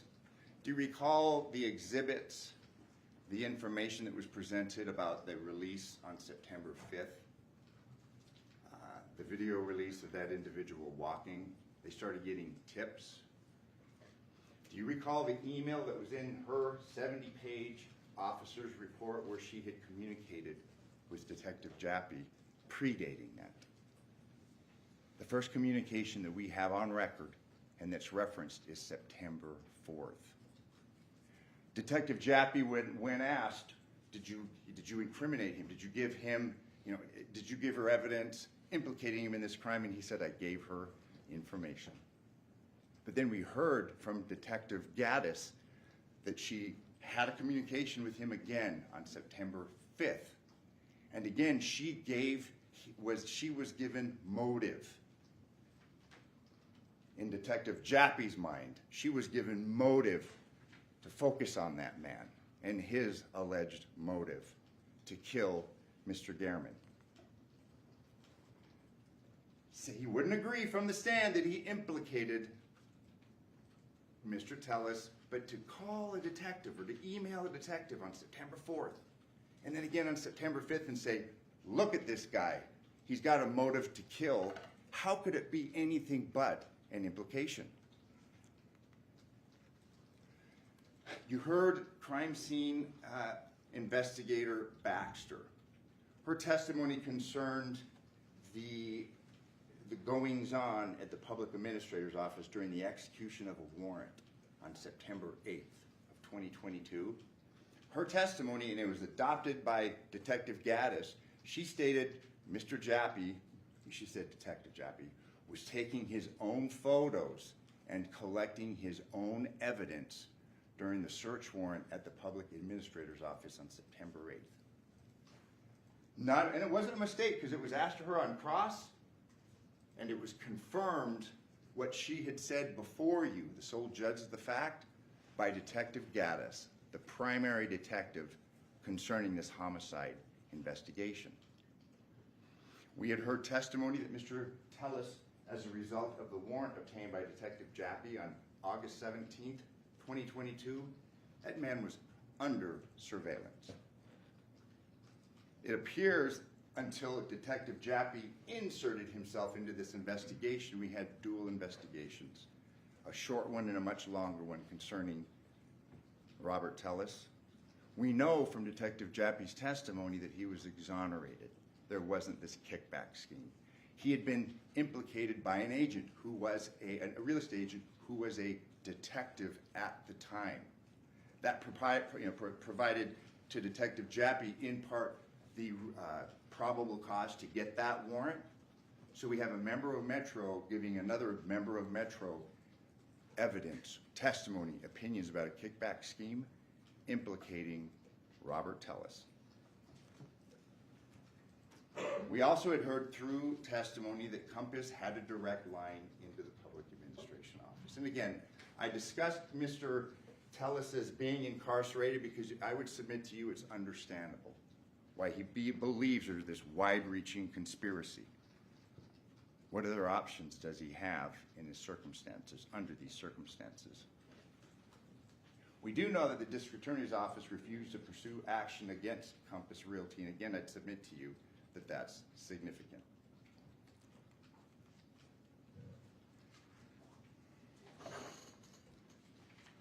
You know, the purpose of closing argument is for counsel to stand before you and highlight the evidence that's been presented to you. I'm not going to stand here and go through every witness, discuss every piece of evidence and all the testimony, because you have been here. You have been attentive and you are fulfilling your duties. You're being good jurors. But again, my job is to argue the law and, in essence, the facts to you and what we feel is significant. As I said at the beginning of my remarks, it's the state's burden, and the state's burden alone, to prove this case beyond a reasonable doubt. This is our last opportunity to discuss matters and discuss the evidence and the inferences to be drawn from the evidence. Mr. Hamner now is going to take the floor and he's going to argue concerning matters that I perhaps didn't bring up. Address those on your own. Look at the evidence.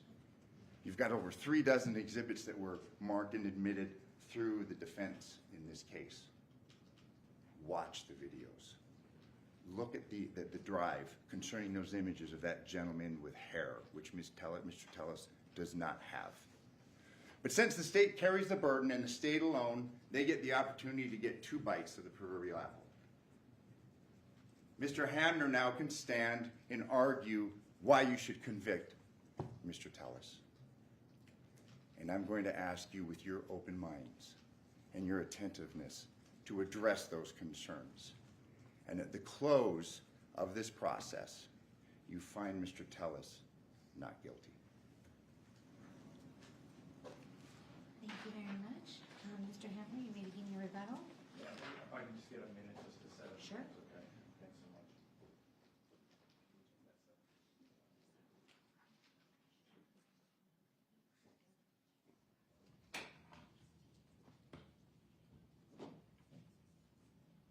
Can you take your computer down? Absolutely.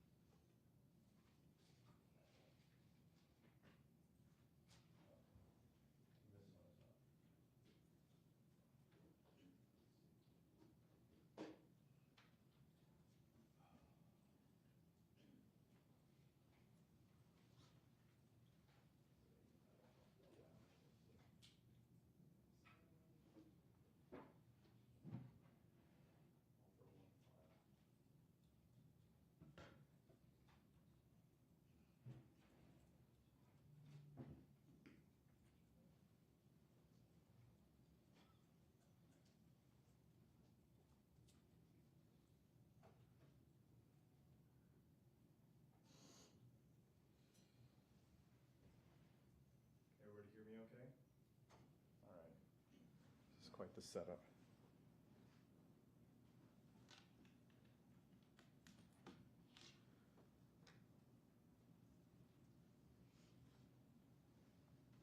Okay. May I proceed? All right. Well, it's been 2 weeks. You guys have heard a lot of evidence. We thank you for your patience, and I will try to be as brief as I can. But as you've seen, with witness after witness after witness, the evidence is absolutely clear. The defendant murdered Jeff Gman. He murdered him because Jeff's writing destroyed his career. It destroyed his reputation. It threatened probably his marriage, exposed things that even he admitted he did not want the public to know. And he did it because Jeff wasn't done writing. He was informed on August 8th that a records request was being made by Mr. Gman long after he had lost the race, well into his lame duck remaining administration as a PA. And he learns that Jeff wants to write more. And when he learns about the subject of it, it's not about him and Alicia. It's not about him and Rita. It's not about anybody except him and Roberta. And what you see unfolds over the course of a month. We learn from his phone expert that he shut off all location data, even though that phone, as we learned from his expert, 13 years of location data magically disappears for the month of August. Why? Because of the August 8th email. He's over it. He's building a reconnaissance case. He starts to go on to Google Maps. He starts doing surveillance at Popeyes. He's using the power of his office and their computer software to find private details about Jeff so it can culminate in murdering him. And that's what he does. But as I've told many, many juries, especially in the last few years, it is really, really hard to plan the perfect murder in the digital age because you leave too many breadcrumbs behind. And he's no dummy. He's actually quite smart. He is thoughtful. But you will see during this rebuttal, there are mistakes that he makes. And there are things that he simply cannot account for that when a police starts to look into an investigation and deploys the tools that the police have at their disposal, it uncovers the inconsistencies. It uncovers his mistakes. But I got to start with what he got up and told us about, the alleged conspiracy.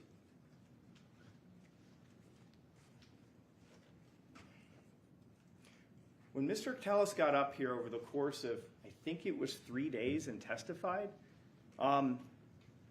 it was remarkable what he had to say, and not in a good way. His testimony was incredible, and not in a good way. He explained, or at least attempted to, explain this conspiracy. What we learned over the course of the 3 days, and actually the course of this trial over 3 weeks, is the conspiracy grew, and it grew, and it grew. Who's exactly in it? It starts with Compass, nebulously Compass Realty. We learned that Adam Fenn can't be ruled out, right? Because he makes donations to Rita Reed. Cindy Sauerland gets mentioned at one point. In some of those briefings, you'll see her name is mentioned. She's a source of consternation for the defendant. It expands to the old guard, as they coin that phrase. Rita Reed, Alicia Goodwin are all part of this, right? The conspiracy, and let's remember, it's a conspiracy to murder Jeff Gman. We then learn it expands to Derek Jappie. He's in on it as well. when he testified, he's not really able to link up why Derek Jappie would want to help Rita Reed or Alicia Goodwin or Compass Realty or Adam Fenner, Cindy Sauerland. That testimony is lacking.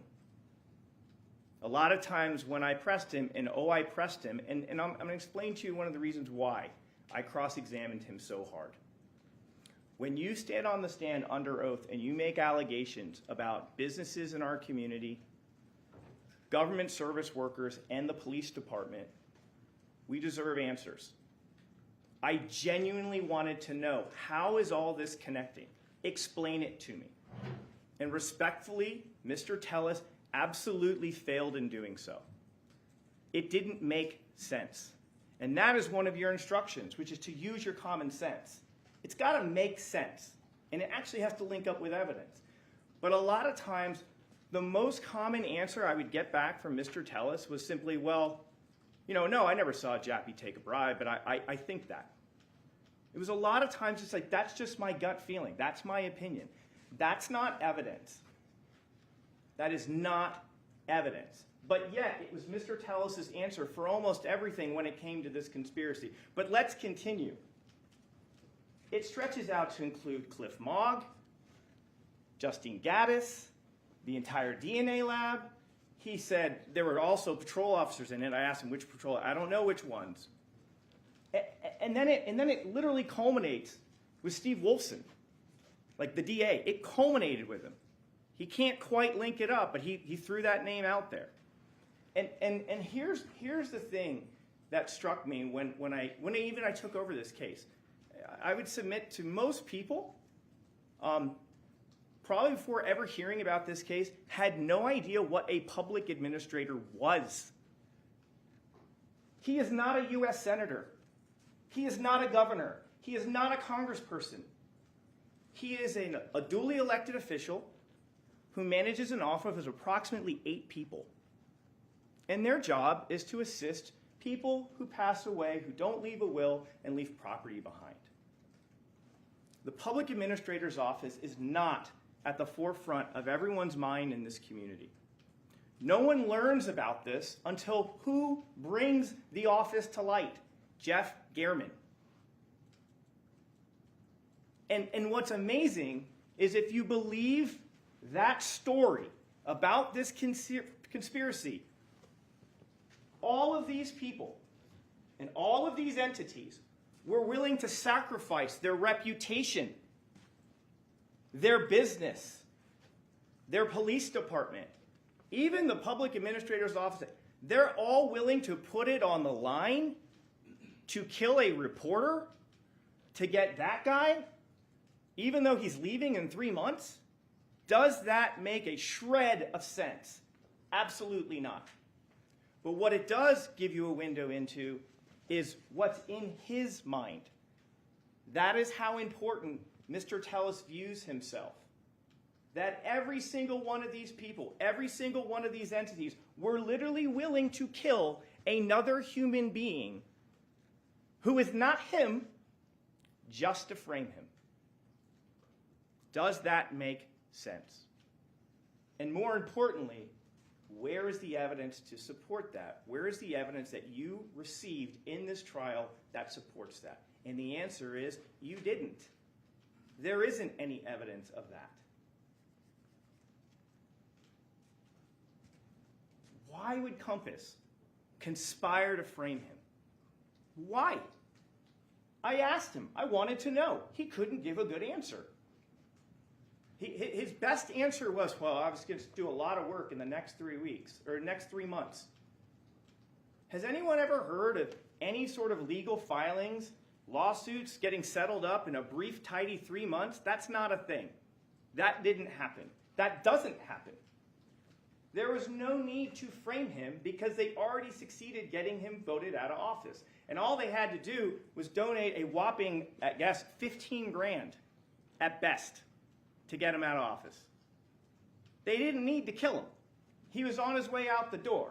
He is a lame duck. And lame ducks don't matter. What incentive does Metro have in this conspiracy with a real estate company to frame a lame duck. That's an even bigger one. Why would they do that? What did we hear that would show us that Compass is like, hey, guess what? Hey, Metro Homicide, we need you to join us to go frame this outgoing politician. I mean, we killed the reporter. That's not important. But I want you to join us in this, and let's go frame this guy. And all of Metro's like, sign me up. Sounds great. Does that make any sense? Absolutely not. It makes no sense. And it's not supported by the evidence. And again, if Compass is literally willing to kill, why not just kill him? Just kill him. Why does Jeff have to suffer? It makes no sense. And it gets even worse. Well, before we get to that, here's the thing. When we go back, when you think about the Compass question, right? Isn't Compass in cahoots with Rita Reid and Alicia Goodwin, right? They're funding Alicia Goodwin, right? Or no, Rita Reid. They're funding her campaign against him. And who do they get to help write the story? Jeff Gman. Like, why would they kill the guy who wrote the stories that got this guy out of office? Why would Compass do that? That doesn't make sense. And then, yeah, if it's really a frame job, the murder weapon should have been in the house. The orange shirt should have been in the house. The DNA should have been all over the place. Like, they're claiming, well, why weren't these things located? The state would submit to you, he got rid of them. He got rid of the murder weapon and the orange shirt. He cleaned the outside of his Yukon. He even admitted it. And here's the thing. We only know that he wiped down his Yukon because on that one particular day, he was being watched. He wasn't watched every single day after the murder by Metro. Did you hear that testimony? There were other days he could have wiped the interior of his car if he wished. And I've always thought about the shoes. Like, the shoes to me was kind of an interesting one. My co-counsel's right. Like, the only one who benefits of like chopping up the shoes is Mr. Tellis. It's this awkward, amateurish way of getting kind of rid of the evidence. But I thought to myself, maybe Mr. Tellis didn't even think to like bring an extra pair of shoes, because like, what happens if he walks in and he's totally barefoot? His wife would be like, why do you have no shoes on? He probably had to bring his shoes back in. He doesn't need the orange shirt. He doesn't need the murder weapon. It is his kid's bag, right? I mean, he said that's my kid's sports bag. So like, he probably needed to bring that back. I'm not sure what he was doing with the hat, I'll admit. But clearly he's chopping it up to try to get rid of it, just like his shoes. And why kill Jeff? Like, this is the question that is so destructive to this defense. It's his writing that shines a light on his behavior. He is sought out by the co-conspirators to do this. And he admits, and he admitted on the stand, one of the rare times he admits it, he admitted, yeah, his writing was the difference in the election. That's why I lost. I got that out of him. He was at least willing to concede that. But for Jeff Gman, he's still a public administrator. His writing is why the defendant is out of the job. And therefore, under this theory, he's got to be the one who's killed. That's his reward. He's collateral damage. Like, really? Rita and Alicia are like, sorry, Jeff, you got to go. It's been really nice. Thanks for the help, but you're out now. We got to clean up loose. I mean, is that really what's being suggested here? And the answer is that is what he's suggesting. But it defies common sense, and it's not supported by the evidence. And here's the other thing. Jeff's putting together a fifth article. A fifth article. And now, what we can tell from the records, it's just about Roberta and him. It's the salacious stuff. So who in this realm, if you think about everyone in the conspiracy, and you think about Mr. Tellis, who is the one that wouldn't want another article written about him engaging in an affair? You think Derek Jappie cares? Cliff Mogg? Adam Fenn? No. It's him. He's the only one that would have a stake in making sure that article never got written. No one in the conspiracy would want to prevent that coming out. Especially now the Reader Reads and the Alicia Goodwins. If they want that exposed, I mean, they went to have that exposed. They wouldn't want that being not put out. And I'm sure Compass Realty wouldn't either. I'm sure they would wanted him discredited. Like another article would in theory be great. They wouldn't have killed him. And then we have his walk. Like, he's got a little hitch in his getup where he kind of leans to this one side. You can kind of see it. There's something that is about his little walk. And look, you don't have to take my word for it. You can evaluate whether you think what Zach and Christy had to say about it. They've hung out with him. They've walked with him. They thought, and think about how they saw it. They were like, man, they kind of knew the background between Gehrman and Tellis, and they were like, wouldn't that be funny if that was him? He's got those same goofy gray shoes. Like, that was the thing. Like, they noticed the shoes, which I think is really interesting, you know? But they don't act on it at first. But it's only when they see the Yukon that they kind of flip out and they're like, well, we probably should call on this. The only other person who came and said that wasn't him is Nicole.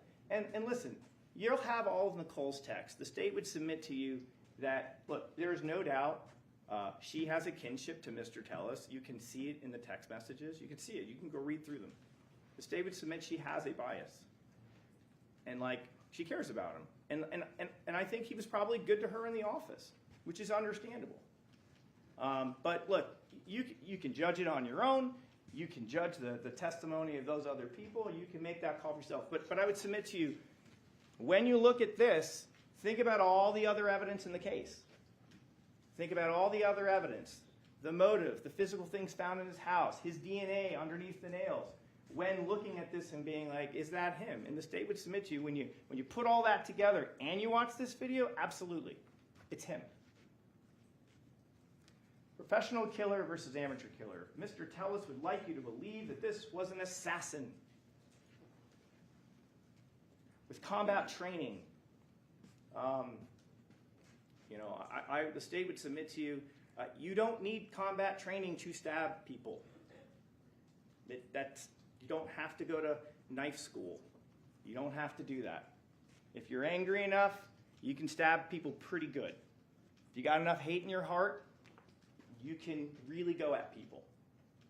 And I would submit to you, the state would submit to you, that Mr. Tellis had had enough of being exposed, written about, publicized, embarrassed, and he wasn't going to have it done again. Because at this point, the state would submit, Gehrman had taken everything from him. Everything. Everything that he worked for. He worked his way up through law school. He got himself elected, and this guy took it all from him. And so he wanted to take something from Jeff, and that was his life. Professional assassins don't use their personal vehicles. They don't use their personal phones or work computers to conduct reconnaissance. They don't wear attention-grabbing outfits. They don't flee the scene and then double back to pull right up to a murder scene to look for possibly dropped evidence. And they don't leave items of clothing or apparel they use in the murder inside their own house. Professionals don't do that. The state would submit to you that what this was an amateur attempt by Mr. Tellis to pull off this killing. But here's the thing. It is thoughtful. It is deliberate. He really did a thoughtful job about it. I give him credit. I give him credit. But in the world of the digital age, we leave behind too many breadcrumbs. And when you're not a professional and you are an amateur, you tend to make mistakes. And that's what he did. For example, really smart idea. He knew about IDI Core. Hey, I've got a really easy way to look up personal identifying information on people. I'll use my work computer. But what does he not realize? That we can, as the police, download the computer and literally see your keystrokes. How could he have known that? He wouldn't. It's an oversight. It's a mistake. It's a slip. And it's evidence that we collect against him. What else? He does the Google Maps surveillance. Really clever. What an easy way. You don't even have to go to the neighborhood. Just pull it up on your Google Maps. He does the Popeye surveillance. He takes the photos off of his work computer, right? But he forgets to delete his cache files. And let's just make this clear once and for all. Matt Hovanetz told us what? He said that these are not created photos. They would say created in a date and a time, and you'd have it. Those don't exist on the phone. I wonder why that is. Why do you think there aren't all those images? Forget the Google Maps surveillance, right? That's just, those are probably images that the program pulls up. Sometimes it's referred to as tiling.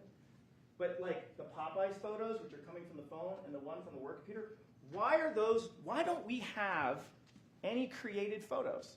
The state would submit to you that Mr. Tellez, being the smart guy that he is, the techie, as he describes himself, deleted them out of his photo album. But the problem is, he didn't delete his cache. And we learned from Matt Hovanetz that the caching of photos is what happens. The example that we heard was, say you want to send an email, and the computer will shrink down the actual image to get down data size lower so it can go out. He didn't delete the cache. He deleted the actual photo, but not the cache. And so those dates tell us that essentially in the month of October, he is doing all of these things. He tried to get rid of it. He couldn't get rid of all of it because he's an amateur. He conducts reconnaissance in August, but doesn't realize that the police are going to acquire the 8/8 email about the public records request, right? Like, did he really? Maybe he probably didn't realize that we would go into the PA's office and say, hey, we want what communications are out there, and we get the email. Now we understand the significance of why these things are all happening in August, because we get the email. He didn't account for that. Here's another thing. He shut off all his location services in August, but doesn't realize it's going to stick out like a sore thumb during a location services analysis. And here's the crazy part. His expert gave it to us. His expert said, I have 13 years of location data on this phone, but for the month of August, it's a 0. It's a bagel. Why? Why that month? Because it's right. It's when he's planning the killing. He knows he's going to those spots. He doesn't want to be tracked. He's no dummy. He's smart. But the problem is that is an electronic breadcrumb. An entire month, no location data at all for anywhere that he traveled. That was the testimony of his witness. And he didn't claim that that information was hacked or compromised. What else? He decides to wear gray Nikes, but forgets to delete the shoes off his phone. And then he fails to get rid of the shoes in time by the time the cops do the search at his house. Maybe life just kind of gets in the way, right? He's maybe doing it late at night when the kids are asleep, and his wife's, doing a little, I don't know where he's planning on sprinkling the bits of the shoe, but like clearly he wants to do that to shrink it, and maybe it's harder to find. Like he's putting it in a place that only he would find it, like underneath the recliner. And like he can't account for like the one random photo where like his murdering shoes are right there when he's out rock climbing. Like he can't plan for that. And all the hundreds or thousands of images are there. He can't plan for that. Creates the disguise of the construction worker, but doesn't account potentially for an interaction. And then again, he leaves his phone at home, which is smart, right? So we don't see the movement of the phone kind of going with the Yukon, right? But the problem is that when you go radio silence for like 5 hours and you start ignoring your wife's calls and texts, that's a problem. And then, great example. He gets up here and he tells us the whole story about the chicken fried rice. He was so happy to share that story. I was making my daughter lunch because she doesn't eat the school lunches, and I cut the tip off and I started bleeding, so I went and got the super glue and I cut it and it got blood. And so that's why the DNA, that's the one time he was fine with DNA. But like, he doesn't realize that all we have to do is start checking it. Is there a Google recipe for chicken fried rice on your phone? And there wasn't. Because that's what he said he was doing. He didn't just say I was making a meal. He specified how he was doing it. He was like using a recipe. And that's the most logical place you would do it. People are not bringing their desktop computers and putting it in their kitchen when they're cooking fried rice. Like, that's not how that's going down. Like, he was, if that their story was true, and we would submit it as not because it's not there in the phone, he probably would have sat there with his phone on the counter, hit the YouTube or the Google recipe, and then he's working. So it should be there. But it's not. because that was something used to explain why in the world would my DNA be on the scissors. Again, another example. He goes to great lengths to park down the street. And then it all goes down the drain when he leaves because he realizes, oh, I probably forgot something. So he wheels back and parks right in front of the house. That's a huge mistake. It's an amateur mistake. Here's another one, and I just noticed it while watching it. He left the garage door open. If you watch the video after he does the killing, he walks away, the garage door is totally open. And then when he drives back and he gets out, he has two opportunities to close the door. What did we learn about what prompts the neighbors to worry about Jeff? It's the garage door. The hitman, the assassin shuts that garage door. But not an amateur, like Mr. Tellis, because in the panic of the moment, he's just like, I got to get out of here as quickly as possible. It's a slip. It's a small slip, but it's reflective of who we're dealing with. And then he forgets to get rid of the hat. He forgets to get rid of the bag. He forgets to wipe his phone entirely. Next time, factory reset. Full factory reset. Hopefully that'll clear it all. Probably be up in the cloud. But the point is, he doesn't do the things he needs to do. They're amateur mistakes. It happens. But that's why it's hard to pull off the perfect murder in the digital age. And about that gray bag. The defendant told us on the stand he'd like to think he wouldn't have removed his children's basketball and football to use it in a murder. Remember that? And there's the bag. And there's the bag. And there it is. And the defense in his closing arguments said, we submit that there's sawdust inside the bag. Well, let's take a closer look at the sawdust. See that bag? Let's take a closer look. Remember the big sun hat? Is that sawdust? Doesn't look like little chopped up little bits. Looks more longer and rectangular and flat. Here's the hat. Here are those bits, long and rectangular. The state would submit to you, he put his chopped up hat in that bag and then transferred the bag into the Sprouts bag, put the basketball and the football back inside. That is not sawdust. I want to touch on some things that were brought up in closing argument. That Garen's DNA is the only one at the scene. Well, our response is, well, his DNA is underneath Garen's nails. So that's a huge problem. Not in his vehicle or in his clothing. He got rid of his clothing. We'd submit he cleaned his car. He also wasn't surveilled 24 hours a day. There was no positive ID from him at the scene. And that is correct. And listen, that's why we have this instruction about direct and circumstantial evidence. Because in Nevada, the law doesn't make a difference between the two. You can weigh it as you wish. Some cases have incredibly powerful examples of circumstantial evidence. Sometimes you've got a combination of both. Sometimes it's all direct. But there's tons of direct evidence, like him in the Yukon. Like that's to be tracked from literally silk tassel all the way to his house and then all the way back is incredible. You heard about how many officers it took to track and go business to business to business to business. That's direct evidence. You've got the circumstantial evidence of his DNA. You've got the shoes with his DNA in it that's chopped up. You've got the hat. You have the surveillance in the phone.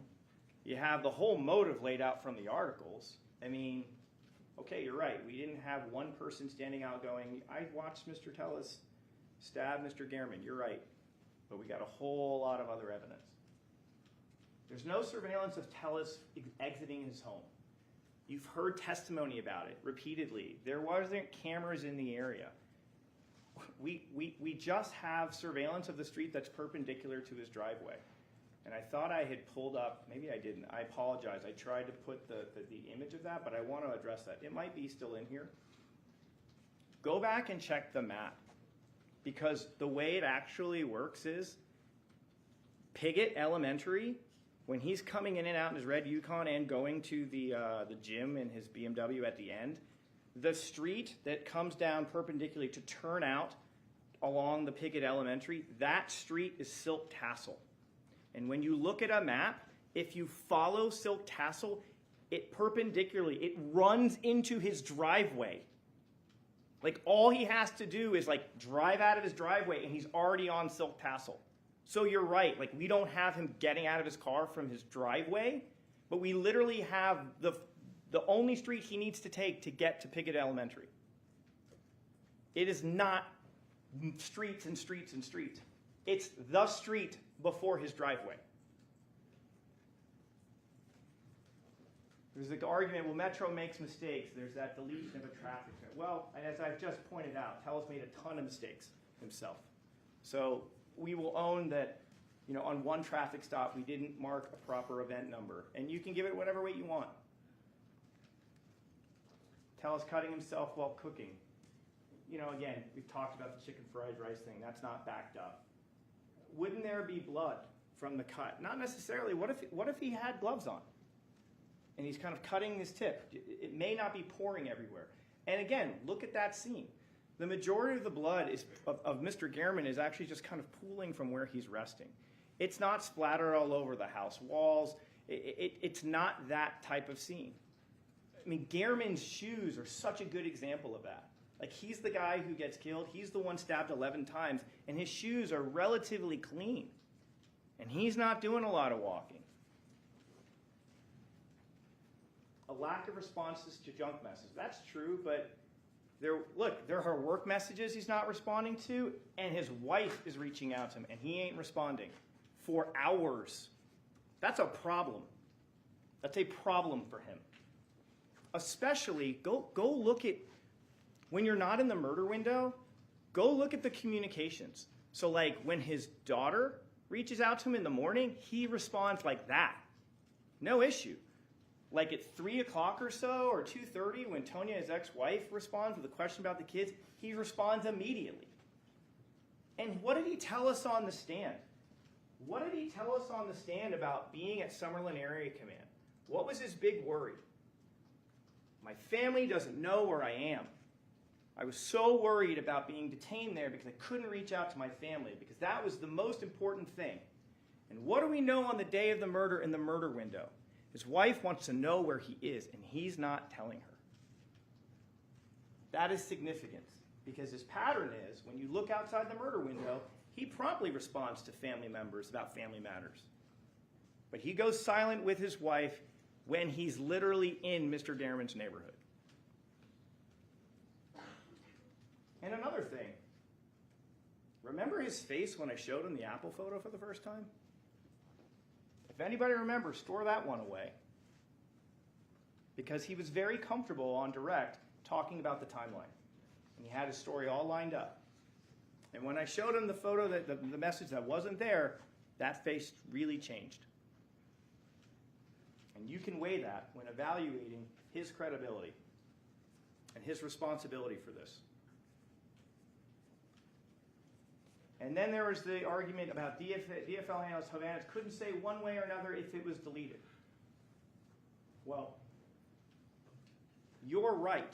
He's like, I can't definitively say it. What he does say is, I can see from the photos the message is there. I can see in the timeline it's not there. Sometimes there are situations where people delete things deliberately and it's marked as deleted, so it'll appear in an extraction report. But sometimes people delete messages and it's not. But he can't definitively say for certain. So I would submit this to you, ladies and gentlemen. Look at all the surrounding evidence in the case. And then you can reach a conclusion about this. Because, ladies and gentlemen, circumstantial evidence is a chain of facts that lead you ultimately to a conclusion. It's like connecting the dots. And so if you're wondering about this, look at the phone evidence. Look at the motive. Look at the physical evidence in his house. Look at the timeline of when he's gone. Look at when the Yukon is where it is in relation to just nothing is going out on this phone. And then you decide, you can make a call about whether, and his manner on the stand, listen to him testify, and then you can decide whether he actually deleted that message. And I'm going to get to the significance of why maybe that message was deleted in a bit. And again, Hovannes couldn't tell you the cache date on the phone. The state would submit, and you can check your notes, that's not his testimony. He never said, I can't tell you the cache date. He said, I couldn't tell you the creation date. He said, the cache date is something different. That's what the report is showing me. That's the last time this image interacted with the phone. So that's the time that those smaller images are interacting with those phones, all those dates in August. Not bagging the hands. And that was an argument being made. Like, no one could tell us exactly. So I would say, what means what? Has there been testimony that the DNA evidence was compromised? There was no evidence of that. What is being asked of you? You're being asked to speculate. And you have an instruction on reasonable doubt. And reasonable doubt must be actual, not mere possibility or speculation. Speculation doesn't get you there. It's improper to speculate. Ah, here it is. I knew I didn't forget it. Colin was streets away from his home. That's not correct. That's his house. This is the road. When you're watching that Yukon come in and out, and his BMW coming out, this is what you're seeing. So you're right. We didn't get any homes in this area with camera footage. But we got about 5 miles worth other than that. There was an argument, does it make any sense that there aren't any other cameras in the neighborhood? And my response would be, did you see Mog's presentation? Does this appear to be a case of Metro's not interested in collecting video? There's like 28 sources. The state would submit to you, if there was a camera that was working, that was closer to his house, they would have gotten it, and we would have wanted it. And then there was the video that they showed of this other car, right, with someone presumably with hair and glasses.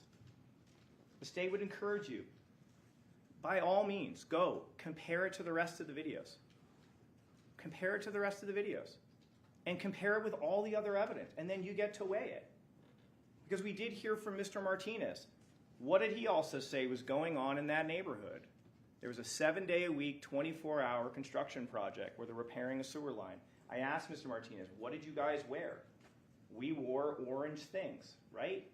And in that video of that car, there's someone in an orange thing. Is it possible that that's one of the workers from the sewage project? He seemed to be coming down the road in that first video. He's coming from the road where Mr. Martinez said he was waving people off, remember? Martinez said, I saw that when we saw the first video, right, of the car approaching and the white truck pulls up, he said he was going out there to tell that person, you can't come down this other way.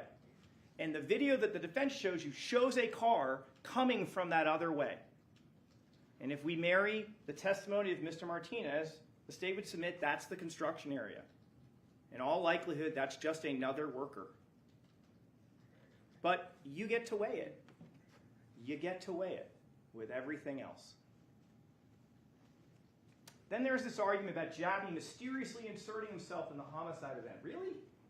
Is that the testimony? Detective Jappie told us that he had to attend the Metro briefing that night. Why? It makes sense. He's literally a detective that's working on an investigation on him. Does it make sense that Metro would want all people maybe involved or some kind of connection? Absolutely. But did you really hear a situation where he was injecting himself into Justine Gaddis' investigation? The answer is no. Detective Gaddis talked about contacting him from time to time, and when contacted, he either met the person or responded, but there really isn't any evidence of him interfering with an investigation. And then here's the other thing. There's testimony from a CSA saying he was taking his own photos and collecting his own evidence. What is the significance of this? We do know from Detective Jappie he is conducting 2 investigations at that time for Compass and Tellus. It goes on until January of 2023. So is it possible he is collecting information tying to one of those? It's possible. But the better question is this. What evidence do we have that Jappie's presence being there compromised any CSA's collection of the information they needed to get? Did you hear a CSA say, like, he didn't let me pick up that computer that I needed to take? He didn't let me take Roberta's computer. Did you hear anything like that? That he was some sort of obstacle from the CSA's doing their work in the PA's office? The answer is no. So what is the point of bringing this up? It is an argument or a suggestion asking you to speculate because there isn't any evidence that he interfered with their collecting of evidence at the PA's office. It's not there. And then the DA didn't pursue charges, and I would submit that was significant. That's what he said. Respectfully, the defense doesn't expound upon the significance. He just said it was significant, but doesn't expound why. Why is that significant? He never explains it. It just stops. And the state would submit to you the testimony of Derek Jappie is really significant because Mr. Tellis would have you believe that like he's being framed by Derek Jappie and his complaints about Compass are not being taken seriously, and he got up on the stand and Derek Jappie told you the exact opposite. He exonerated Mr. Tellis from what he was hearing from Reader Reed and people in the PA. He exonerated him. But he's supposed to be the head co-conspirator for Metro. Why would he exonerate him? And then he did go to the DA's office and said, I think we should pursue charges against Compass, and was told, listen, due to this loophole, it's not going to work. Like, you have inconsistent information about what these people are notified or not. And the court records do show that, Cindy Sauerland is identifying, when they want to file on this case or, notify next kin. Like, there's records that match up. So even it's just like, it's literally the exact opposite of what Mr. Tellis wanted to have uncovered by Jappie. And like, he didn't, if he really was out to get him, like, he should have just stopped when the arrest was made and we could be done. But that's not what he does. So I want to get to the defendant's testimony. There's a credibility instruction. You were instructed that you need to consider witnesses, and since he testified, he's a witness, consider his manner upon the stand. Think about what his fears, motives, interests, or feelings are, and the reasonableness of his statements, and the strength and weaknesses of his recollections. And then here's the kicker. Under Nevada law, if you believe a witness has lied about any material fact in the case, you may disregard the entire testimony of that witness, or any portion of their testimony, which is not proved by other evidence. The state would submit to you that arguably, Mr. Tellis' testimony, he might have been our best witness.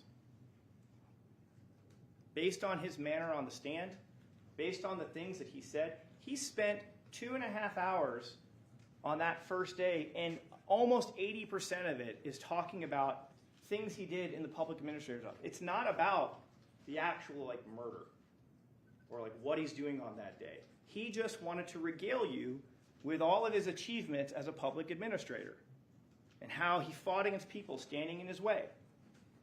And the state would submit to you, as my co-counsel told you in opening statements, that's not what this case is about. It's not about whether he was a good manager or not. It's not about if he had an inappropriate relationship. This is about whether or not he had a motive to kill Jeff Gehrman, and did he in fact do it? And he did. Think about his difference in how he spoke to you on direct on a narrative versus trying to answer my questions. How many times did I have to repeat, sir, my question is this, bring you back to my question, sir, I didn't ask you why, I asked you a yes or no. Think about that for a second. And think about this. What are his fears and motivations in this point in time when he sits on that chair and he's talking to you? And we're going to get to something about that I think is very significant. And it's right here. He took the stand and he admitted on cross-examination that he lied during his May 11th, 2022 interview with Jeff Gehrman. I asked him, what was it the part that you were untruthful about? And he said it was about my relationship with Roberto. And he said, and I said, he said, I didn't think the public should have to know about that. And it was really important to conceal that information from his family. This is really significant because what it tells you is that back in May, when he was facing just an election, he was willing to lie to protect his job and to save his marriage. Now, the stakes are even higher. They're far higher. So you get to evaluate, are the things that Mr. Tellis is now saying, is it possible he could be lying about some of those details? Because this is far greater than that.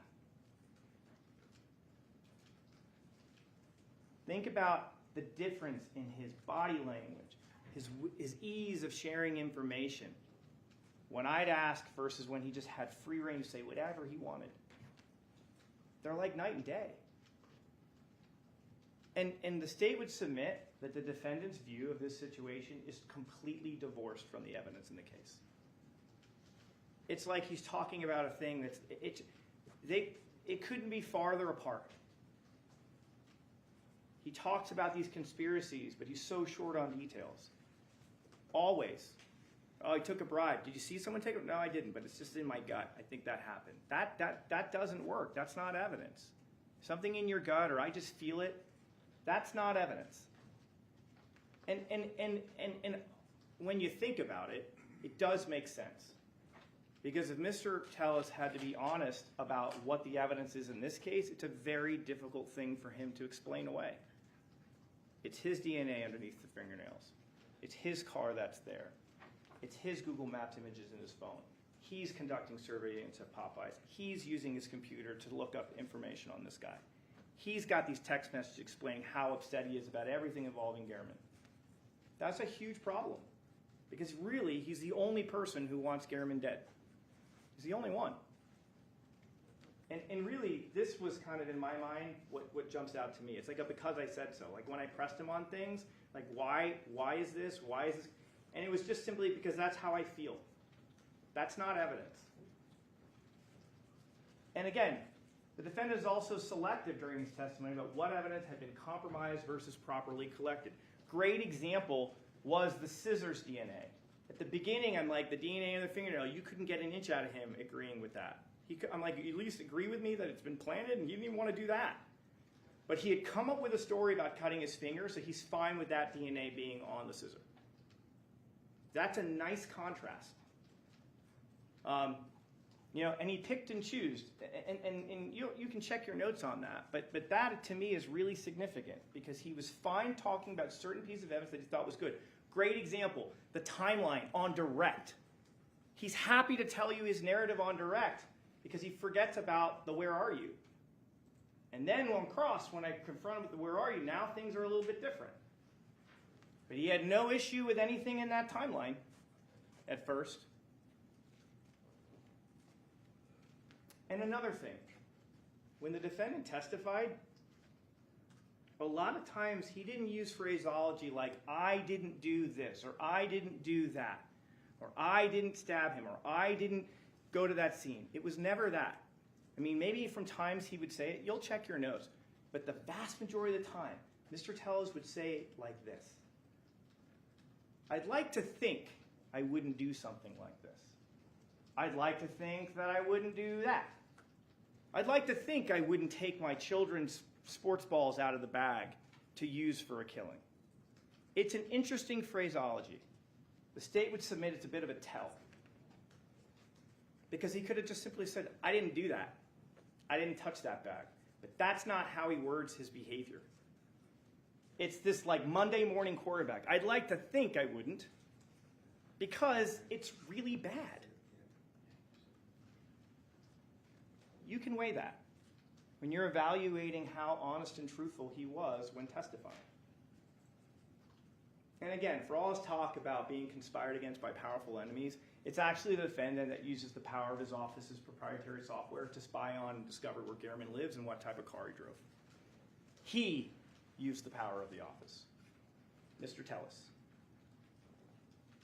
And here's another thing. Remember the map that they brought up, kind of trying to show the drive from the PA's office to Popeyes? When you study that, remember it's Analyst Hovanet's testimony. Those reports out of Axiom from the work computer aren't converted for UTC time. So he was trying to use it to say, like, I couldn't have done this at this certain time. It's not UTC converted. And then we get to where are you? Remember, every single message between the defendant and his wife on 9/22 are on the timeline, with the exception of where are you. So here are the messages, where are you? Now they're talking about his daughter, collecting or selling things. Wow, that's incredible. There's a doctor's appointment. Are you at the doctor's appointment? No, we're at the barbershop. Okay. Then there's text about the scheduling of the appointment, and then he also has picture week. All of that's on that Apple Watch. Oh, and also the deposited message. And then when you look, it's all the same stuff, with the exception of where are you? That's the one thing that's not there. There's the cards thing. There's that's incredible. At the doctor's appointment. appointment, the barber shop, okay, the appointment last week, picture day, and then the deposited message. It's all there except for where are you? So why is this significant? Number one, the defendant cannot answer this text or pick up her call because the phone is at home while he is murdering Gman. Number two, the defendant couldn't leave this message on his phone. Why? Because it would reveal that even his wife is looking for him at the time of the murder. And third, given the state of their relationship at that juncture, given what you've now kind of acknowledged what he was doing privately, if your wife calls and you have your phone on you, you're going to take that call. You're going to answer that text message. You're not going to let that sit for like 5 hours. No way. No way. Some final thoughts. I want you to think about this one. This is something I never actually asked Mr. Tellis on the stand, and I really tried to ask as many of these, but this one really struck me. The Las Vegas Metro, blah, blah, blah. If the Metro Police Department, the Las Vegas Metropolitan Police Department, was really in on a conspiracy to get the defendant, right, to truly get him, here's a question for you. Why not let him die in the tub? You saw the video. Why not let that man bleed out? You had your opportunity, and yet they don't take it.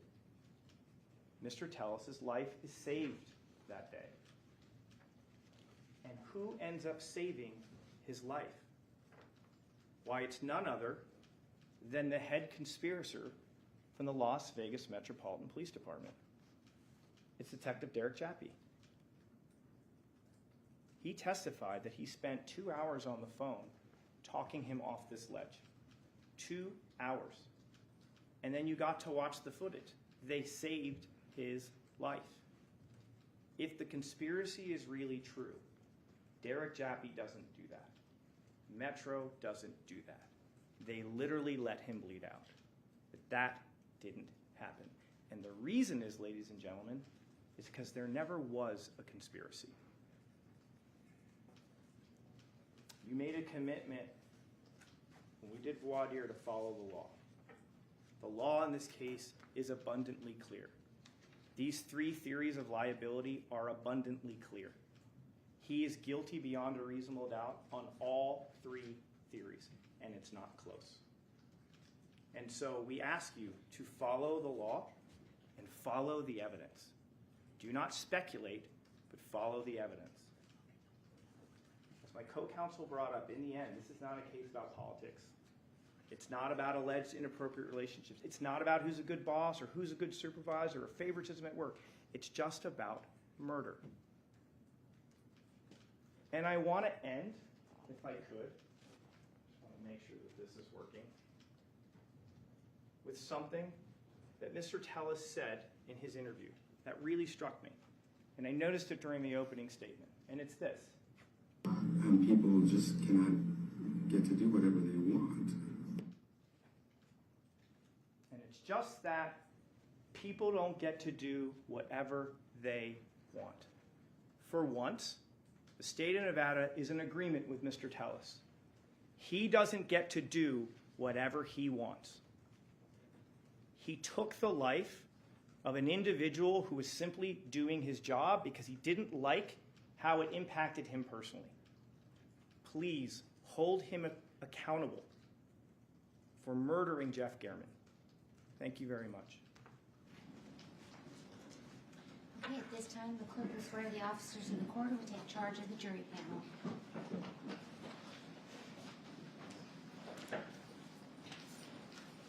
You do solemnly swear that you will keep this jury together in some private and convenient place, that you will not permit any person to speak to them, nor speak to them yourself, unless it be by order of the court, except to ask them whether they have agreed upon a verdict, and that you will return them into court when they have so agreed, so help you God? Yes. Okay, at this time, ladies and gentlemen, you're going to be excused. When you go back, you're going to have lunch. After lunch, our 2 alternates, Mr. Max Gross and Zachary Crayson. You will go with one of the court officers. At that time, the clerk will bring back all of the evidence, and you'll begin to deliberate upon your verdict.